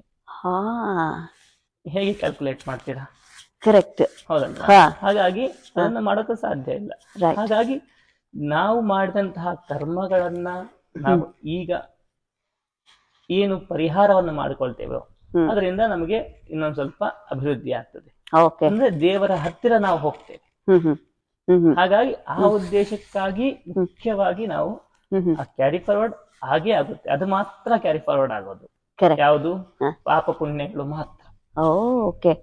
ಆ ಪಾಪ ಪುಣ್ಯಗಳೇ ನಮಗೆ ಪ್ರಾರಬ್ಧ ಕರ್ಮಗಳು ಅಂತ ನಾವು ಹೇಳ್ತೇವೆ. ನಮಗೆ ತುಂಬಾ ಕಷ್ಟ ಬಂದಾಗ ಹಿಂದೆ ನಾವೇನೋ ತಪ್ಪು ಮಾಡಿದೆವು, ಅದು ನಮ್ಗೆ ಈಗ ಕಷ್ಟ ಬರ್ತಾ ಇದೆ ಅಂತ. ಸೊ ಇಂಥ ಪ್ರಾರಬ್ಧ ಕರ್ಮವನ್ನ ನೀಗಿಸ್ಕೊಳ್ಳಿಕ್ಕೆ ಅಥವಾ ಇದರಿಂದ ನಾವು ಬಿಡುಗಡೆ ಮಾಡ್ಕೊಳ್ಳಿಕ್ಕೆ ಏನನ್ನ ರಾಯರ ಪ್ರಾರ್ಥನೆಯನ್ನ ನಾವು ಮಾಡ್ತೇವೆ, ಪೂಜೆಯನ್ನ ಮಾಡ್ತೇವೆ. ಸೊ ಯಾವ ರೀತಿ ನಾವು ಇದರಿಂದ ಆಚೆ ಬರ್ಸ್ಕೊಳ್ಬೇಕು ಅಂತ ನಿಮ್ಮ ಒಂದು ಸಜೆಷನ್? ನಮ್ಮ ಸಜೆಷನ್ ಏನು ಅಂತ ಹೇಳಿದ್ರೆ, ಮುಖ್ಯವಾಗಿ ಇದರಿಂದ ಪರಿಹಾರ ಏನು ಅಂತ ಹೇಳಿದ್ರೆ, ಒಂದು ದೇವರ ಮೊರೆ ಹೋಗುವಂಥದ್ದು, ಖಂಡಿತ. ಇನ್ನೊಂದು ಅದಕ್ಕೆ ತಕ್ಕ ಪರಿಹಾರವನ್ನ ಮಾಡ್ಕೊಳ್ಳುವಂತ. ಅಂದ್ರೆ ಈಗ ನಮಗೆ ಯಾವುದೋ ಒಂದು ಸಮಸ್ಯೆ ಇರ್ತದೆ, ಆ ಸಮಸ್ಯೆಗೆ ನಾವು ಬೇರೆ ಒಂದು ಪರಿಹಾರ ಮಾಡ್ಕೊಂಡ್ರೆ ಅದಾಗೋದಿಲ್ಲ. ಅದಕ್ಕಾದಂತಹ ಪರಿಹಾರವನ್ನೇ ನಾವು ಮಾಡ್ಕೊಳ್ಬೇಕು. ಅಂದ್ರೆ ಉದಾಹರಣೆಗೆ ನಮ್ಗೆ ಯಾವ್ದಾದ್ರು ಒಂದು ದೋಷ ಇದೆ, ಕುಜ ದೋಷ ಇದೆ ಅಂತ ನಾವು ಹೇಳಿದಾಗ ಅದಕ್ಕೆ ಕುಜ ಶಾಂತಿಯನ್ನೇ ನಾವು ಮಾಡಿಸ್ಬೇಕು. ಬೇರೆ ಶಾಂತಿ ಮಾಡ್ತಿದ್ರೆ ಆಗೋದಿಲ್ಲ. ಆ ರೀತಿಯಲ್ಲಿ ಅವರಿಗೆ ಯಾವ ದೋಷಗಳಿದೆಯೋ ಹ್ಮ್. ಅದಕ್ಕೆ ಸರಿಯಾದಂತಹ ಪರಿಹಾರವನ್ನು ನಾವು ಮಾಡ್ಕೊಳ್ಬೇಕು. ಅದು ಜ್ಯೋತಿಷ್ಯದ ಮುಖಾಂತರವಾಗಿ ನಮಗೆ ಗೊತ್ತಾಗ್ತದೆ ಯಾವ ಸಮಸ್ಯೆಗಳು ಏನು ಅಂತ. ಅದರ ಮುಖಾಂತರವಾಗಿ ಅದಕ್ಕೆ ಪರಿಹಾರ. ಗುರುಗಳೇ, ಈಗ ನನ್ನ ಒಂದು ಏನಂದ್ರೆ ಸಮಸ್ಯೆ ಏನಂದ್ರೆ, ಈಗ ಜಾತಕದಲ್ಲಿ ಯಾವುದೋ ಒಂದು ದೋಷ ಇರುತ್ತೆ, ಗ್ರಹದ ದೋಷ ಇರುತ್ತೆ, ಆದ್ರೆ ಆ ವ್ಯಕ್ತಿಗೆ ಆ ದೋಷವನ್ನ ನಿವಾರಣೆ ಮಾಡ್ಲಿಕ್ಕೆ ಪೂಜಾ ಕೈಂಕರ್ಯಗಳು ಮಾಡ್ಲಿಕ್ಕೆ ಅವಕಾಶವೂ ಇರೋದಿಲ್ಲ, ಅವರಿಗೆ ಅರಿವು ಆಗುವುದಿಲ್ಲ, ಮತ್ತು ಅದಕ್ಕೆ ಅವ್ರಿಗೆ ಬೇಕಾದಂತ ಸಹಕಾರವೂ ಇಲ್ಲ. ಆದ್ರೆ ರಾಯರಿಗೆ ಮೊರೆ ಹೋಗ್ತಾರೆ ಅವರು. ಸೊ ಅದು ಕ್ಲಿಯರ್ ಆಗುತ್ತೆ ಅಂತೀರಾ? ಖಂಡಿತವಾಗಿ, ಓಕೆ, ಖಂಡಿತವಾಗಿ ಆಗುತ್ತೆ. ಯಾಕಂದ್ರೆ ರಾಯರ ಹತ್ರ ನಾವು ಏನು ಕೇಳ್ಕೊಳ್ತೇವೋ ಅದೆಲ್ಲವನ್ನ ಅವ್ರು ನೋಡ್ಕೊಳ್ತಾರೆ. ಆದ್ರೆ ಅಲ್ಲಿಯೂ ಒಂದು ರಾಯರು ಅವ್ರನ್ನ ಪರೀಕ್ಷೆ ಮಾಡ್ತಾರೆ. ಇವರಿಗೆ ನಿಜವಾದ ಶಕ್ತಿ ಇದೆಯಾ ಅಥವಾ ಆಡಂಬರದ ಇದನ್ನ ಮಾಡ್ತಾ ಇದ್ದಾರಾ ಅಂತ ಪರೀಕ್ಷೆ ಮಾಡಿ, ನಿಜವಾದ ಭಕ್ತಿ, ನಿಜವಾದ ಅಲ್ಲಿ ಸಮಸ್ಯೆ ಇದ್ರೆ ಖಂಡಿತವಾಗಿ ರಾಯರ ಅದಕ್ಕೆ ಅನುಗ್ರಹ ಮಾಡ್ತಾರೆ. ಇನ್ನೊಂದು ಪ್ರಶ್ನೆ ಇದೆ ಗುರುಗಳೇ, ಯಾವುದೇ ಯತಿವರೆಣ್ಯರು ರುದ್ರಾಕ್ಷಿ ಮಾಲೆಯನ್ನ ಧರಿಸಿರ್ತಾರೆ, ರುದ್ರಾಕ್ಷಿ ಮಾಲೆಯನ್ನ ಧರಿಸಿರ್ತಾರೆ, ಯಾವ ಕಾರಣವಿರಬಹುದು ಅನ್ನೋ ಒಂದು ತಿಳ್ಕೊಳ್ಳೋ ಜಿಜ್ಞಾಸೆ. ಯತಿಗಳಲ್ಲಿ ತುಂಬಾ ಕಮ್ಮಿ ರುದ್ರಾಕ್ಷಿ ಮಾಲೆಯನ್ನು ಧರಿಸುವಂತದ್ದು. ಓಕೆ, ಯಾಕಂದ್ರೆ ಇನ್ನೂ ಒಂದು ಅದು ಕೂಡ ವೈರಾಗ್ಯದ ಸಂಕೇತನೇ. ಓಕೆ, ಯಾಕಂದ್ರೆ ರುದ್ರದೇವರು ಸ್ಮಶಾನದಲ್ಲಿದ್ದಂತವನು, ಅವನು ವೈರಾಗ್ಯ. ಹಾಗಾಗಿ ಅವನನ್ನು ಸ್ಮರಣೆ ಮಾಡುವಂತಹ ಯತಿಗಳು ಅವನ ರುದ್ರಾಕ್ಷಿ ಮಾಲೆಯನ್ನು ಧರಿಸ್ತಾರೆ. ಓಕೆ ಓಕೆ, ಎಲ್ಲ ಯತಿಗಳು ರುದ್ರಾಕ್ಷಿ ಮಾಲೆಯನ್ನು ಧರಿಸೋದಿಲ್ಲ. Okay okay. ಸೊ ಈ ಕಮಂಡಲವನ್ನ ಯತಿಗಳು ಇಟ್ಕೊಂಡಿರ್ತಾರೆ, ಕಮಂಡಲವನ್ನ ಯತಿಗಳು ಇಟ್ಕೊಂಡಿರ್ತಾರೆ, ಮತ್ತು ತೀರ್ಥವನ್ನ ಪ್ರೋಕ್ಷಣೆ ಮಾಡುವಂತಹ ಒಂದು ಕಾರ್ಯ ನೆರವೇರುತ್ತೆ. ಯಾಕಿರಬಹುದು? ಅಂದ್ರೆ ಶುದ್ಧವಾದಂತಹ ಪ್ರದೇಶ. ಯಾಕಂದ್ರೆ ಯಾಕೆ ಕಮಂಡಲು ಅಂತ ಹೇಳಿದ್ರೆ, ದೇವರನ್ನ ನಾವು ಸ್ಮರಣೆ ಮಾಡುವಂತಹ ಯತಿಗಳು ನಿತ್ಯದಲ್ಲೂ ಸ್ಮರಣೆ ಮಾಡ್ತಾ ಇರ್ತಾರೆ.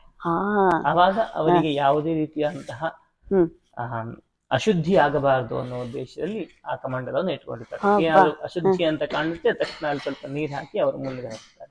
ನಾವು ಏನೇ ನೈವೇದ್ಯವನ್ನ ಸಮರ್ಪಿಸಿದಾಗ ಒಂದು ತುಳಸಿ ದಳವನ್ನ ನೈವೇದ್ಯದ ಒಂದು ಖಾದ್ಯದ ಮೇಲೆ ಅರ್ಪಿಸುವ ಒಂದು ಪ್ರತೀತಿ ಇದೆ. ಯಾಕೆ ನಾವು ತುಳಸಿ ದಳವನ್ನೇ ಅರ್ಪಿಸಬೇಕು ಅಂತೀರಿ? ಯಾಕೆ ಅಂತ ಹೇಳಿದ್ರೆ, ತುಳಸಿ ಅನ್ನೋದು ಕೃಷ್ಣನಿಗೆ ಅತಿ ಪ್ರಿಯವಾದಂತಹ ವಸ್ತು. ಹೇಳಿದಾಗ ನಾವು ಅದರಲ್ಲಿ ತುಳಸಿಯನ್ನ ಹಾಕಿದಾಗ ಆ ದೇವರೇ ಅದನ್ನ ಸಂತೋಷವಾಗಿ ಬಂದು ಸ್ವೀಕಾರ ಮಾಡ್ಕೊಳ್ಳಿ. ಹಾಗಾಗಿ ಅದಕ್ಕೋಸ್ಕರ ತುಳಸಿಗೆ ಅಷ್ಟು ಮಹಿಮೆ. ಯಾಕಂದ್ರೆ ತುಂಬಾ ಪ್ರೀತಿಯಿಂದ ಅನುಗ್ರಹ ಮಾಡೋದು ತುಳಸಿಯಿಂದ ಕೃಷ್ಣನಿಗೆ ಸಮರ್ಪಣೆ ಮಾಡಿದಾಗ ಮಾತ್ರ. ಅದಕ್ಕೆ ಕೃಷ್ಣನಿಗೆ ನಾವು ತುಳಸಿ ಅರ್ಚನೆಯನ್ನ ಮಾಡುವಂಥದ್ದು. ಸೊ ಈಗಲೂ ಕೂಡ ರಾಯರು ಐಕ್ಯವಾದರು ಮಂತ್ರಾಲಯದಲ್ಲಿ ಬೃಂದಾವನದಲ್ಲಿ ನೆಲೆಸಿದ್ದಾರೆ ಅನ್ನೋ ಒಂದು ನಂಬಿಕೆ ಇದೆ. ಖಂಡಿತ. ಸೊ ಈಗಲೂ ಕೂಡ ಬರುವಂತಹ ಭಕ್ತಾದಿಗಳೆಲ್ಲರೂ ಮಂತ್ರಾಲಯದಲ್ಲಿ ರಾಯರ ದರ್ಶನ ಮಾಡ್ಕೊಂಡು ಬಂದ್ರೆ ರಾಯರೇ ಅವರನ್ನ ದೃಷ್ಟಿಸಿದ್ರು ಅನ್ನೋ ಒಂದು ನಂಬಿಕೆ ಇದೆ. ಅದು ನಿಮ್ಮ ಪ್ರಕಾರ ಯಾವ ರೀತಿ ಅಂತ ಹೇಳ್ಬಹುದಾ? ಖಂಡಿತ. ಪ್ರತೀತಿ ಅಲ್ಲ, ಅದು ನಿಜ. ಅಲ್ಲಿ ಇರುವಂತಹದ್ದು ನಿಜವಾದಂತಹ.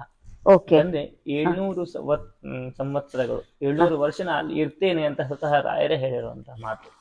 ಹಾಗಾಗಿ ಆ ರಾಯರು ಅಲ್ಲಿ ಹೋಗಿ ಯಾರೆಲ್ಲ ತಮ್ಮ ಕಷ್ಟಗಳನ್ನ ಕೇಳ್ಕೊಳ್ತಾರೋ ಅವರಿಗೆ ಖಂಡಿತವಾಗಿ ಅನುಗ್ರಹವನ್ನ ಮಾಡ್ತಾರೆ. ಅವರು ಬರೀ ಮಂತ್ರಾಲಯದಲ್ಲೇ ಇರ್ತಾರೋ ಅಥವಾ ಎಲ್ಲೆಲ್ಲಿ ಅವರ ಪಟವೋ ಅವರ ಒಂದು ಭಾವಚಿತ್ರವನ್ನ ಇಟ್ಟು ಪೂಜಿಸುವಂತ ಅಲ್ಲಿಯೂ ಕೂಡ ರಾಯರು ಇರ್ತಾರ? ಎಲ್ಲ ಕಡೆ ಇರ್ತಾರೆ. ರಾಯರು ನಮ್ಮ ಮನಸ್ಸಿನಲ್ಲಿ ನಾವು ಯಾವ ರೀತಿ ಮನಸ್ಸಿನಲ್ಲಿ ದೇವರಿಗೆ ಪ್ರಾರ್ಥನೆಯನ್ನ ಮಾಡ್ತೇವೋ ರಾಯರು ಅವ್ರಿಗೆ ಅನುಗ್ರಹ ಮಾಡ್ತಾರೆ. ನಾವು ಅದಕ್ಕೆ ಮಂತ್ರಾಲಯಕ್ಕೆ ಹೋಗ್ಬೇಕು ಅಂತ ಏನಿಲ್ಲ. ಮಂತ್ರಾಲಯ ಅನ್ನೋದು ಅವರ ಕ್ಷೇತ್ರ. ಹಾಗಾಗಿ ಇಲ್ಲಿ ರಾಯರಿಲ್ವಾ ಹಾಗಾದ್ರೆ ಪ್ರಶ್ನೆ ಬರ್ತದೆ. ಹಾಗಲ್ಲ. ಯಾಕಂದ್ರೆ ರಾಯರು ಎಲ್ಲ ಕಡೆನೂ ಇರ್ತಾರೆ. ಆದ್ರೆ ಆ ಸನ್ನಿಧಾನದಲ್ಲಿ ಸನ್ನಿಧಾನಕ್ಕೆ ಇರುವಂತಹ ಮಹತ್ವ ಆ ತರದ್ದು. ಯಾಕಂದ್ರೆ ಈಗ ನಾವು ಫೋಟೋದಲ್ಲಿ ಪೂಜೆ ಮಾಡ್ತೇವೆ, ಅಲ್ಲಿ ರಾಯರಿದ್ದಾರೆ, ಆ ಸನ್ನಿಧಾನ ಇರೋದಿಲ್ಲ. ಯಾಕಂದ್ರೆ ನಿತ್ಯ ಪೂಜಾದಿಗಳು ಎಲ್ಲಿ ನಡೀತದೋ ಅದಕ್ಕೆ ಸನ್ನಿಧಾನ ಅಂತ ಹೇಳುವಂತ. ಹಾಗಾಗಿ ಆ ಸನ್ನಿಧಾನದಲ್ಲಿ ನಾವು ಹೋಗಿ ದೇವರ ಹತ್ರ ಪ್ರಾರ್ಥನೆ ಮಾಡಿಕೊಂಡಾಗ ಅದಕ್ಕೆ ಬರುವಂತಹ ಶಕ್ತಿ ಇನ್ನೂ ಜಾಸ್ತಿ.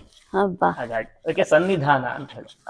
ರಾಯರದ ಒಂದು ಮೂಲ ಸ್ತೋತ್ರ ಎಲ್ಲರ ಬಾಯಲ್ಲೂ ಒಂದು ಪಠಣ ಆಗ್ತಕ್ಕಂಥ ಸ್ತೋತ್ರ, ಪೂಜ್ಯಾಯ ರಾಘವೇಂದ್ರಾಯ ಸತ್ಯಧರ್ಮ ವ್ರತಾಯ ಚ ಭಜತಾಂ ಕಲ್ಪವೃಕ್ಷಾಯ ನಮತಾಂ ಕಾಮಧೇನವೇ.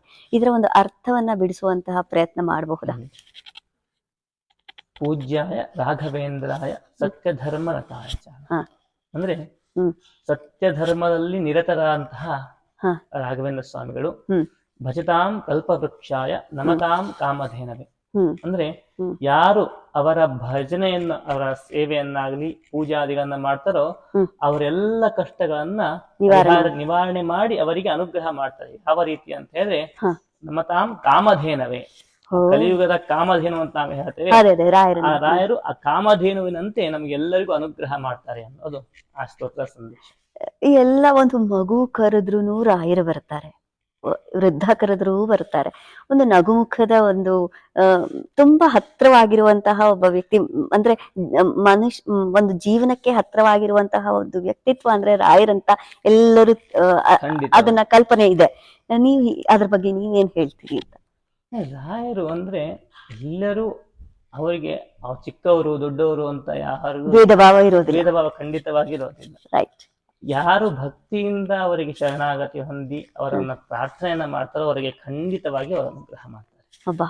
ಹಾ. ಈ ಮಂಗಳಾರತಿಯನ್ನ ನಾವು ಮಾಡ್ತೇವೆ ಅಥವಾ ನಾನಾ ರೀತಿಯ, ನಾವು ಹಿಂದೆ ವೀಕ್ಷಕರಿಗೂ ತೋರಿಸಿದ್ವಿ ಅವತ್ತು ವಿಷ್ಣು ಸಹಸ್ರನಾಮದಂದು ನೀವು ಅನೇಕ ರೀತಿಯಲ್ಲಿ ಮಂಗಳಾರತಿಯನ್ನ ಮಾಡಿದ್ರಿ. ಈ ದೈವಕ್ಕೆ ಈ ರೀತಿಯಾದ ಆರತಿ ಯಾಕೆ ಮಾಡ್ತಾರೆ ಅಂತ ಒಮ್ಮೆಲೆ ಮಾಡಿ ಮುಗಿಸುವಂತದ್ದಲ್ಲ ಇದು. ನಾನಾ ಮಂತ್ರಗಳ ಒಂದು ಹೇಳಿಕೊಂಡು ಉಚ್ಚಾಟನೆ ಮಾಡಿಕೊಂಡು ನೀವು ಪದೇ ಪದೇ ಮಾಡ್ತಕ್ಕಂತಹ ಒಂದು ಕಾರ್ಯಕ್ರಮ ಇದು. ಸೊ ಯಾಕೆ ಈ ತರ ನಡೆಯುತ್ತೆ? ಮಂಗಳಾರತಿ ಅಂತ ಹೇಳ್ತೇವೆ, ಅದು ದೇವರನ್ನ ನೋಡುವಂತಹ ಒಂದು ದಾರಿ. ಯಾಕಂದ್ರೆ ಮೊದಲನೇ ಕಾಲದಲ್ಲಿ, ಈಗ ಲೈಟ್ ಇದೆ, ಮೊದಲನೇ ಕಾಲ ಲೈಟ್ ಇರ್ಲಿಲ್ಲ. ಹಾಗಾಗಿ ಆ ದೀಪದಲ್ಲಿ ನಾವು ದೇವರನ್ನ ನೋಡ್ತಾ ಇದ್ವಿ. ಹಾಗಾಗಿ ನಾವು ಅದಕ್ಕೆ ಆ ಪಂಚಾರ್ತಿಗಳಾಗ್ಲಿ ಕೂರ್ಮಾರ್ತಿಗಳಾಗ್ಲಿ ಆಯಾ ಒಂದೊಂದು ದೇವರನ್ನ ನಾವು ಸ್ಮರಣೆ ಮಾಡುವಂತಹದ್ದು ಅಲ್ಲಿ. ಹಾಗಾಗಿ ಆ ಕೂರ್ಮದ ಸ್ವರೂಪಿಯಾದಂತಹ ಪರಮಾತ್ಮನ ಆವಾಹನೆ ಮಾಡಿಕೊಂಡು ಅಲ್ಲಿ ಪ್ರಾರ್ಥನೆ ಮಾಡಿಕೊಂಡು ಆ ಆರತಿಯನ್ನು ಮಾಡುವಂತದ್ದು. ಹೀಗೆ ಒಂದೊಂದು ವಿಶೇಷವಾದಂತಹ ಆರತಿಗಳಿದೆ. ಅಲ್ಲಿ ಕಲಶಾರತಿ ಇದೆ, ಆರತಿ ಇದೆ, ಮತ್ಸ್ಯಾರತಿ ಇದೆ. ಎಲ್ಲ ರೀತಿಯ ಆರತಿಗಳು ಬೇರೆ ಬೇರೆ ಬರ್ತದೆ. ಅದು ಮುಖ್ಯವಾದಂತಹ ಉದ್ದೇಶ ದೇವರನ್ನ ಕಾಣುವಂತದ್ದು. ನಾವು ಹತ್ತಿರ ಹಿಡ್ಕೊಂಡು ದೇವರಿಗೆ ಆರತಿ ಮಾಡುವಾಗ ದೇವರನ್ನು ಪೂರ್ತಿಯಾಗಿ ನಮಗೆ ಕಾಣ್ತಾರೆ. ಹಾಗಾಗಿ ಅದು ಮಂಗಳಾರತಿ ಆ ದೇವರನ್ನ ನಮಗೆ ಕಾಣಿಸುವಂತಹ ಒಂದು ದಾರಿ. ನಾವ್ ಏನೇ ಕೆಲಸ ಮಾಡ್ಲಿ, ಒಂದು ಅಡಿಗೆಯನ್ನ ಮಾಡ್ಲಿ ಅಥವಾ ಇನ್ನೇನೇ ಒಂದು ತೃಪ್ತಿಯಿಂದ ಮಾಡಿದಾಗ ಕೊನೆಗೆ ಕೃಷ್ಣಾರ್ಪಣ ವಸ್ತು ಅಂತ ಹೇಳ್ತೀವಿ. ಯಾಕೆ ಇದನ್ನ ಹೇಳ್ತೀವಿ ಗುರುಗಳ? ಕೃಷ್ಣಾರ್ಪಣ ವಸ್ತು ಅಂತ ಯಾಕೆ ಈ ವಾಡಿಕೆ ಇದೆ? ಸರ್ವದೇವ ನಮಸ್ಕಾರ ಕೇಶವಂ ಪ್ರತಿಗಚ್ಚತಿ ಅಂತ ಹೇಳುವಾಗೆ ಯಾವುದೇ ದೇವರಿಗೆ ನಮಸ್ಕಾರ ಮಾಡಿದ್ರು ಕೊನೆಗೆ ಹೋಗೋದು ಕೃಷ್ಣನಿಗೆ. ಓಕೆನಾ? ಹಾಗಾಗಿ ನಾವು ಮಾಡುವಂತಹ ಎಲ್ಲ ಕಾರ್ಯಗಳು ಭಗವದ್ ಅನುಜ್ಞೆಯ ಭಗವತ್ ಪ್ರೇರಣೆಯ ಅಂತ. ಅಂದ್ರೆ ದೇವರ ಅನುಗ್ರಹದಿಂದ ಆಜ್ಞೆಯಿಂದ ಮತ್ತು ದೇವರ ಪ್ರೇರಣೆಯಿಂದ ಅವನ ಪ್ರೀತಿಗೋಸ್ಕರ ನಾವು ಮಾಡುವಂತಹದ್ದು. ಪ್ರತಿಯೊಂದು ಸಂಕಲ್ಪದಲ್ಲಿ ನಾವು ತಗೊಳ್ತ ಹಾಗೆ. ಹಾಗಾಗಿ ಕೃಷ್ಣಾರ್ಪಣ ವಸ್ತು, ಕೊನೆಗೆ ಮಾಡಿದಂತಹ ಎಲ್ಲವನ್ನ ನಾವು ದೇವರ ಸಮರ್ಪಣೆ ಮಾಡ್ತೇವೆ. ಯಾಕೆ ಅಂತ ಹೇಳಿದ್ರೆ ನಾವು ಮಾಡಿದಂತಹ ಒಳ್ಳೆಯದನ್ನು ಮಾಡ್ತೇವೆ, ಕೆಟ್ಟದ್ದನ್ನು ಮಾಡ್ತೇವೆ. ಅದಕ್ಕೆ ಹೇಳೋದು ಸರ್ವಂ ಕೃಷ್ಣಾರ್ಪಣ ವಸ್ತು ಅಂತ. ಎಲ್ಲವೂ ನಿನಗೆ ಸಮರ್ಪಣೆ ಮಾಡ್ತಾ ಇದ್ದೇನೆ, ಎಲ್ಲವೂ ಪ್ರೀತಿ ಆಗ್ಲಿ ಕೃಷ್ಣ, ಎಲ್ಲವನ್ನ ನಿನಗೆ ಸಮರ್ಪಣೆ ಮಾಡ್ತಾ ಇದ್ದೇನೆ ಅಂತ. ಯಾಕಂದ್ರೆ ಅಲ್ಲಿ ಏನು ಅಂತ ಹೇಳಿದ್ರೆ ನಾವು ಮಾಡಿದಂತಹ ಎಲ್ಲವನ್ನು ನಾವು ಕೊಡದೇ ಇದ್ರೆ ದೇವರಿಗೆ ಸ್ಯಾಟಿಸ್ಫ್ಯಾಕ್ಷನ್ ಆಗೋದಿಲ್ಲ. ಯಾಕಂದ್ರೆ ಪೂರ್ತಿಯಾಗಿ ನಾವು ದೇವರಿಗೆ ಕೊಡ್ಲಿಲ್ಲ, ಶರಣಾಗತಿಯನ್ನು ಹೊಂದಿಲ್ಲ ಅಂತ ಅರ್ಥ. ಹಾಗಾಗಿ ಕೊನೆಯಲ್ಲಿ ಕೃಷ್ಣಾರ್ಪಣ ಅನ್ನೋದು ತುಂಬಾ ಮುಖ್ಯ. ಎಷ್ಟು ಸಂಕಲ್ಪ ಅನ್ನೋದು ಅಷ್ಟು ಮುಖ್ಯನೋ ಕೃಷ್ಣಾರ್ಪಣ ಅನ್ನೋದು ಅಷ್ಟೇ ಮುಖ್ಯ. ಹಾಗಾಗಿ ಕೊನೆಯಲ್ಲಿ ನಾವೆಲ್ಲವನ್ನ ದೇವರಿಗೆ ಕೊಡ್ಲೇಬೇಕು. ಈ ನಾವು ಏನೇ ಪೂಜೆಯನ್ನ ಮಾಡಿದ್ರು ಕೂಡ, ನೈವೇದ್ಯವನ್ನ ಅರ್ಪಿಸಿದ್ರು ಕೂಡ ದಾನ ಧರ್ಮಾದಿಗಳನ್ನ ಮಾಡ್ಬೇಕು ಅಂತ ಎಲ್ಲ ವ್ರತಕಥೆಯಲ್ಲೂ ಒಂದು ನಿಯಮವಿದೆ. ಈ ದಾನ ಧರ್ಮಾದಿಗಳನ್ನ ಯಾಕೆ ಮಾಡ್ಬೇಕು? ಅದರಿಂದ ದೈವಕ್ಕೆ ಪ್ರೀತಿ ಆಗತ್ತಾ? ಇದೊಂದು ಚೂರು ಬಿಡಿಸಿದ್ರೆ ಖುಷಿ. ಖಂಡಿತವಾಗಿ ದಾನ ಅನ್ನೋದು ತುಂಬಾ ಮುಖ್ಯ ಅಂತ. ಯಾಕಂದ್ರೆ ಅದರಿಂದಾನೇ ದೇವರಿಗೆ ಸುಪ್ರೀತರಾಗ್ಬೋದು, ನೇರವಾಗಿ ತಲುಪುವಂಥದ್ದು. ಯಾಕೆ ಅಂತ ಹೇಳಿದ್ರೆ ನಾವು ಎಲ್ಲ ರೀತಿಯಲ್ಲೂ ನಾವೇನು ಹೇಳ್ತೇವೆ, ಎಲ್ಲರಲ್ಲಿಯೂ ದೇವರಿದ್ದಾನೆ ಅಂತ.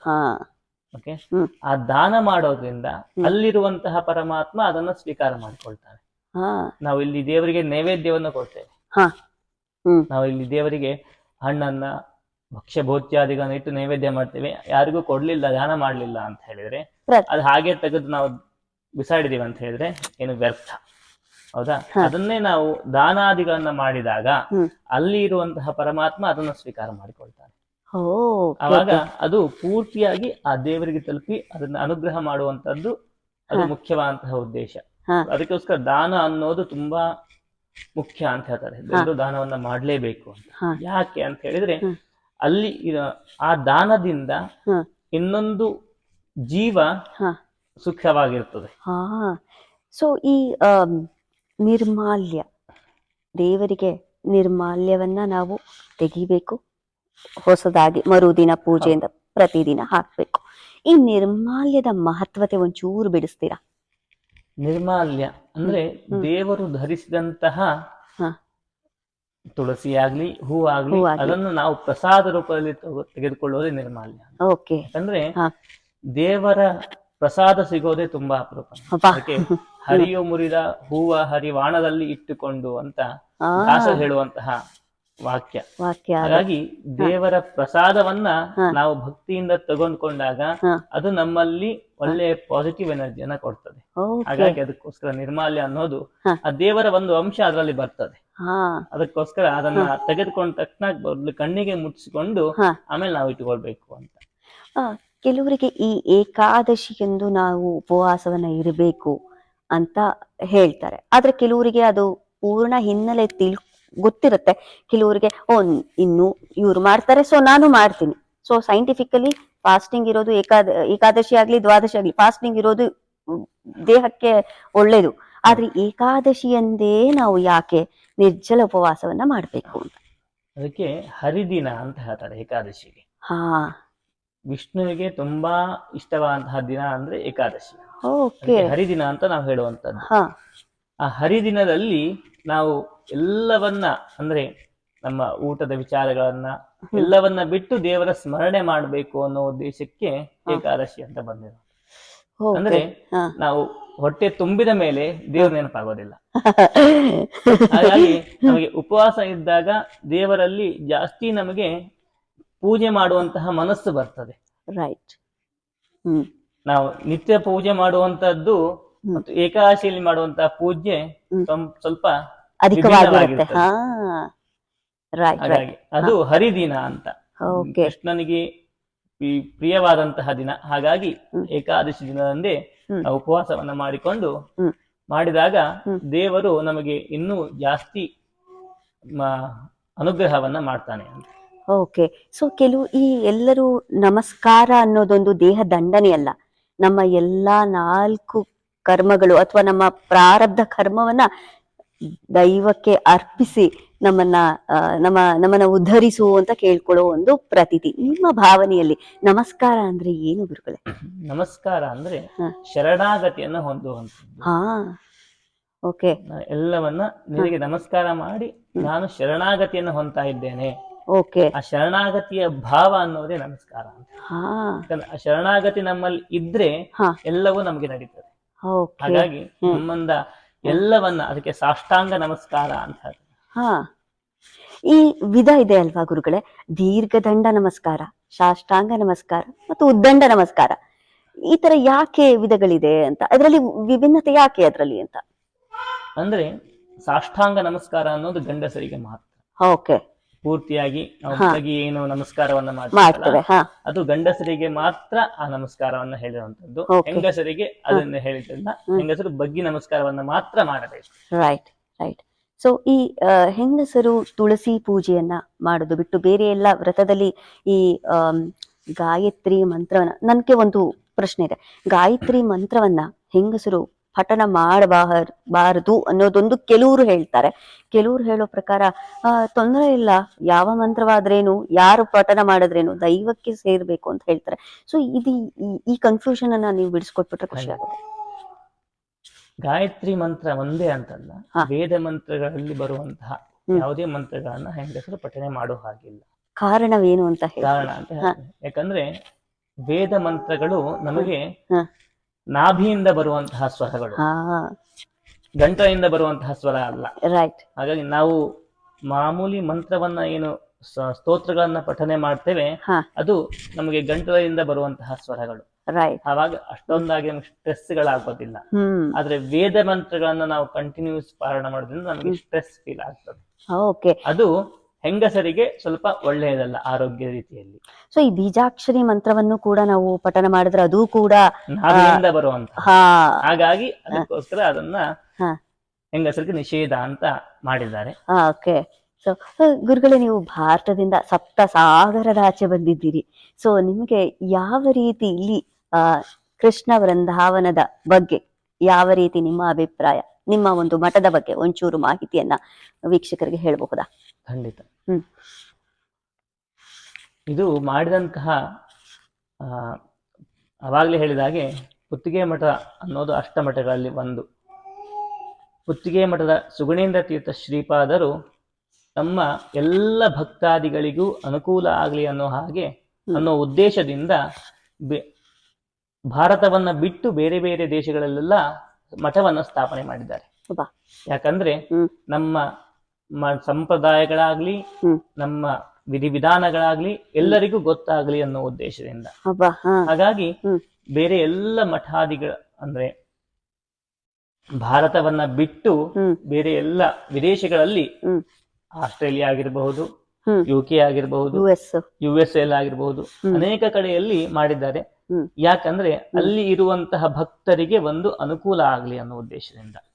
ಯಾಕಂದ್ರೆ ನಾವು ಅದನ್ನ ಇದ್ದಾಗ ಮಾತ್ರ ಅದನ್ನ ನಾವು ಯುಟಿಲೈಸ್ ಮಾಡ್ಕೊಳ್ತೇವೆ, ಇಲ್ಲದೆ ಇದ್ದಾಗ ನಾವು ಇಲ್ಲ ನಮ್ಗೆ ಅಂತ ಬಿಟ್ಟು ಬಿಡ್ತೇವೆ. ಸದ್ವಿನಿಯೋಗ ಆಗ್ಲಿ ಮತ್ತು ನಮ್ಮ ಧರ್ಮ ಪ್ರಚಾರ ಏನಿದೆ ಅದನ್ನ ಗುರುಗಳು ಇಲ್ಲಿ ನಡೆಸಿಕೊಟ್ಟಿದ್ದಾರೆ. ಅದನ್ನ ಎಲ್ಲರೂ ಸದ್ವಿನಿಯೋಗ ಮಾಡ್ಕೊಳ್ಬೇಕು ಅಂತ ಕೇಳ್ಕೊಳ್ತೇವೆ. ಗುರುಗಳೇ, ಈಗ ಪ್ರಸ್ತುತ ಎಷ್ಟೇ ಸಂಪತ್ತಿದ್ರು ಆರೋಗ್ಯದ ಮುಂದೆ ಇನ್ನೆಲ್ಲವೂ ನಶ್ವರ. ಸೊ ಒಳ್ಳೆಯ ಆರೋಗ್ಯವನ್ನ ವೃದ್ಧಿ ಮಾಡ್ಕೊಳ್ಳಿಕ್ಕೆ ರಾಯರ ಒಂದು ಮಂತ್ರವನ್ನ ನೀವು ವೀಕ್ಷಕರಿಗೆ ನಮಗೆ ಒಂದು ದೀಕ್ಷೆ ಕೊಟ್ರೆ ತುಂಬಾ ಖುಷಿ ಆಗುತ್ತೆ. ಖಂಡಿತ. ಯಾರಿಗೆಲ್ಲ ರಾಯರ ಸ್ತೋತ್ರ ಬರ್ತದೋ ನಾ ಹೇಳೋದನ್ನೇ, ಕಸ್ಯ ಕುಕ್ಷಿಗತಾ ದೋಷಾಃ ಸರ್ವೇ ನಶ್ಯಂತು ತತ್ಕ್ಷಣಾತ್ ಅಂತ. ಆ ರಾಯರ ಸ್ತೋತ್ರವನ್ನ ಯಾರು ಪಾರಾಯಣ ಮಾಡಿಕೊಂಡು ಆ ನೀರನ್ನು ಪಾನ ಮಾಡ್ತಾರೋ ಅವರೆಲ್ಲ ಸಮಸ್ಯೆಗಳು ಪರಿಹಾರ ಆಗ್ತದೆ. ಹಾಗಾಗಿ ನಿತ್ಯದಲ್ಲಿಯೂ ಬೆಳಿಗ್ಗೆ ಸ್ನಾನ ಆದ ತಕ್ಷಣ ಸ್ವಲ್ಪ ನೀರನ್ನ ತೆಗೆದುಕೊಂಡು ಅದರಲ್ಲಿ ಸಾಧ್ಯವಾದ್ರೆ ಒಂದು ತುಳಸಿಯನ್ನ ಹಾಕಿಕೊಂಡು ಅದನ್ನ ಮುಟ್ಟಿಕೊಂಡು ರಾಯರ ಸ್ತೋತ್ರವನ್ನ ಹೇಳಿ ಆ ತೀರ್ಥವನ್ನ ನಿತ್ಯದಲ್ಲಿ ಪ್ರಾಶನೆ ಮಾಡಿದ್ರೆ ಆ ದೇವರ ಪೂರ್ತಿಯಾದಂತಹ ಅನುಗ್ರಹ ಮತ್ತು ಎಲ್ಲ ರೀತಿಯ ಸಮಸ್ಯೆಗಳು ಪರಿಹಾರ ಆಗ್ತದೆ. ಸ್ತೋತ್ರ ಅಂದ್ರೆ ಯಾವ್ದಾದ್ರು ಒಂದು ಸ್ತೋತ್ರ ನೀವು ಹೇಳಬಹುದಾ? ರಾಘವೇಂದ್ರ ಸ್ತೋತ್ರ, ಶ್ರೀಪೂರ್ಣ ಬೋಧ ಗುರು ತೀರ್ಥ ಭಯೋದ್ಧಾರ ಅನ್ನುವ ಸ್ತೋತ್ರ ಇದೆ. ಅದನ್ನ ಪಠನೆ ಮಾಡಬಹುದು. ಆ ಸ್ತೋತ್ರ ಯಾರಿಗೆ ಬರುವುದಿಲ್ವೋ ಅವರು ಓಂ ಶ್ರೀ ರಾಘವೇಂದ್ರಾಯ ನಮಃ ಅಂತ ಹೇಳಿ 108 ಸಾರಿ ಅದನ್ನ ಹೇಳ್ಕೊಂಡು ಪ್ರಾಶನ ಮಾಡಿದ್ರು ನಮಗೆ ಅಷ್ಟೇ ಫಲ ಇರ್ತದೆ. ಖಂಡಿತ ಗುರುಗಳೇ, ಇದು ನಾನು ಕೇಳಲೇಬೇಕಾದ ಒಂದು ಪ್ರಶ್ನೆ ಆಗಿತ್ತು. ಯಾಕಂದ್ರೆ ಎಲ್ಲ ಎಷ್ಟೇ ಸಂಪತ್ತಿದ್ರೂ ಕೂಡ ಆರೋಗ್ಯದ ಮುಂದೆ ಎಲ್ಲವೂ ಶೂನ್ಯ ಅನ್ನೋ ಒಂದು ಭಾವನೆ ಇದೆ. ಸೊ ನಿಮ್ಮ ಮುಖೇನ ಇವತ್ತು ನಾನಾ ರೀತಿಯಲ್ಲಿ ವೀಕ್ಷಕರಿಗೆ ಮತ್ತು ನಮ್ಗೆ ನೀವು ಪ್ರಶ್ನೆಗಳ ನಿಘಂಟನ್ನ ಸುಲಭವಾಗಿ ಬಿಡಿಸಿಬಿಟ್ರಿ. ಸೊ ನಿಮಗೆ ಇಲ್ಲಿ ಹಲವಾರು ಪ್ರವಚನಗಳನ್ನ ನೀವು ಕೊಟ್ಟಿರ್ತೀರಿ ರಾಯರ ಬಗ್ಗೆ. ಯಾವ್ದಾದ್ರು ಒಂದು ಇಂಥ ಪ್ರವಚನ, ಇಂಥ ಜಾಗದಲ್ಲಿ ನಾನು ಇಂಥ ವಿಷಯದ ಬಗ್ಗೆ ನಾನು ಭಕ್ತಾದಿಗಳಿಗೆ ಅರಿವನ್ನ ಮೂಡಿಸಿದೆ ಅನ್ನೋದು ಯಾವ್ದಾದ್ರು ಒಂದು ಗಳಿಗೆ, ಮಧುರ ಗಳಿಗೆ ಇದ್ರೆ ವೀಕ್ಷಕರಿಗೆ ಹಂಚ್ಕೋಬಹುದಾ? ಮುಖ್ಯವಾಗಿ ನಾನು ಪ್ರವಚನ ಮಾಡೋನೇ ಅಲ್ಲ. ಹಾಗೆ ಹೇಳಬೇಡಿ ನೀವು ಭಕ್ತಾದಿಗಳಿಗೆ. ಪ್ರವಚನದ ದಾರಿಯೇ ಬೇರೆ. ರೈಟ್. ಮತ್ತು ಶಾಸ್ತ್ರದಲ್ಲಿ 2-3 ದಾರಿ ಇರ್ತದೆ. ನಾವು ವಿದ್ಯಾಭ್ಯಾಸ ಮಾಡುವಾಗ್ಲೂ ಅಷ್ಟೇ, ಒಂದು ಹಂತದವರೆಗೆ ಎಲ್ಲವೂ ನಾರ್ಮಲ್ ಆಗಿ ನಾವು ವಿದ್ಯಾಭ್ಯಾಸವನ್ನ ಮಾಡ್ತೇವೆ. ಆಮೇಲೆ 3 ದಾರಿಯಲ್ಲಿ ಹೋಗ್ತದೆ. ಒಂದು ಪೌರೋಹಿತ್ಯ ವೃತ್ತಿ, ಇನ್ನೊಂದು ಶಾಸ್ತ್ರ ವೃತ್ತಿ, ಇನ್ನೊಂದು ಜ್ಯೋತಿಷ್ಯ ವೃತ್ತಿ ಅಂತ. ಇದು 3 ಬೇರೆ ಬೇರೆ ವರ್ಗಗಳು. ಆ ವರ್ಗದಲ್ಲಿ ನಾವು ಪೌರೋಹಿತ್ಯದಲ್ಲಿ ಬಂದಾಗ ಈ ಪೂಜಾದಿಗಳು, ಹೋಮಾದಿಗಳು ಎಲ್ಲವೂ ಇದರಲ್ಲಿ ಬರ್ತದೆ. ನಾವು ಶಾಸ್ತ್ರಗಳಲ್ಲಿ ಹೋದಾಗ ಸುಧಾಮಂಗಳಗಳಾಗ್ಲಿ, ಪಾಠ ಪ್ರವಚನಗಳಾಗ್ಲಿ ಆ ಇದರಲ್ಲಿ ಬರ್ತದೆ. ಜ್ಯೋತಿಷ್ಯದಲ್ಲಿ ಹೋದಾಗ ಅಲ್ಲಿ ಜಾತಕ ನೋಡುವಂತಹದ್ದು, ಹೀಗೆ ಎಲ್ಲವೂ ಬೇರೆ ಬೇರೆ ರೀತಿಯಲ್ಲಿ ಬರ್ತದೆ. ಹಾಗಾಗಿ ನಾವೆಲ್ಲಿಯೂ ಪ್ರವಚನ ಅಂತ ಕೊಟ್ಟಿರೋದು ಎಲ್ಲಿಯೂ ಇಲ್ಲ. ಹೇಗೆ ಅನ್ಸುತ್ತೆ ನಿಮ್ಗೆ ಅಲ್ಲಿ ಭಾರತದಲ್ಲಿ ಈಗ ತುಂಬಾ ಜನ ವೀಕ್ಷಕರಿದ್ದಾರೆ, ಅಲ್ಲಿ ಹೇಗೆ ನಡೀತಾ ಇದೆ ಪೂಜಾ ಕೈಂಕರ್ಯಗಳು? ನೀವು ಇಲ್ಲಿ ಭಾರತದಲ್ಲಿ ನೇಮ ನಿಷ್ಠೆಯಿಂದ ಮಾಡಿದಾಗಲ್ಲ ಆಗತ್ತಾ ಅನ್ನೋ ಒಂದು ಪ್ರಶ್ನೆ ಇದೆ. ಸೊ ಅದಕ್ಕೆ ನೀವೇ ಏನಾದ್ರು ಹೇಳ್ಬಹುದು? ಖಂಡಿತವಾಗಿ ಆಗ್ತದೆ. ಯಾಕಂದ್ರೆ ಮುಖ್ಯವಾಗಿ ನಮಗೆ ಪೂರ್ತಿಯಾದಂತಹ ಮಡಿಯ ವಿಚಾರದಲ್ಲಿ ಸ್ವಲ್ಪ ಕಮ್ಮಿ ಇರಬಹುದು, ಆದ್ರೆ ಭಕ್ತಿಯ ವಿಚಾರದಲ್ಲಿ ಮತ್ತು ಪೂಜೆಯ ಮಾಡುವಂತಹ ಕೈಂಕರ್ಯಗಳಲ್ಲಾಗ್ಲಿ ಯಾವುದೇ ರೀತಿಯಾದಂತಹ ನಾವು ಲೋಪದೋಷಗಳನ್ನ ಮಾಡೋದಿಲ್ಲ, ಅದರಲ್ಲಿ ಯಾವುದೇ ರೀತಿಯ ತೊಂದರೆಗಳು ಆಗೋದಿಲ್ಲ.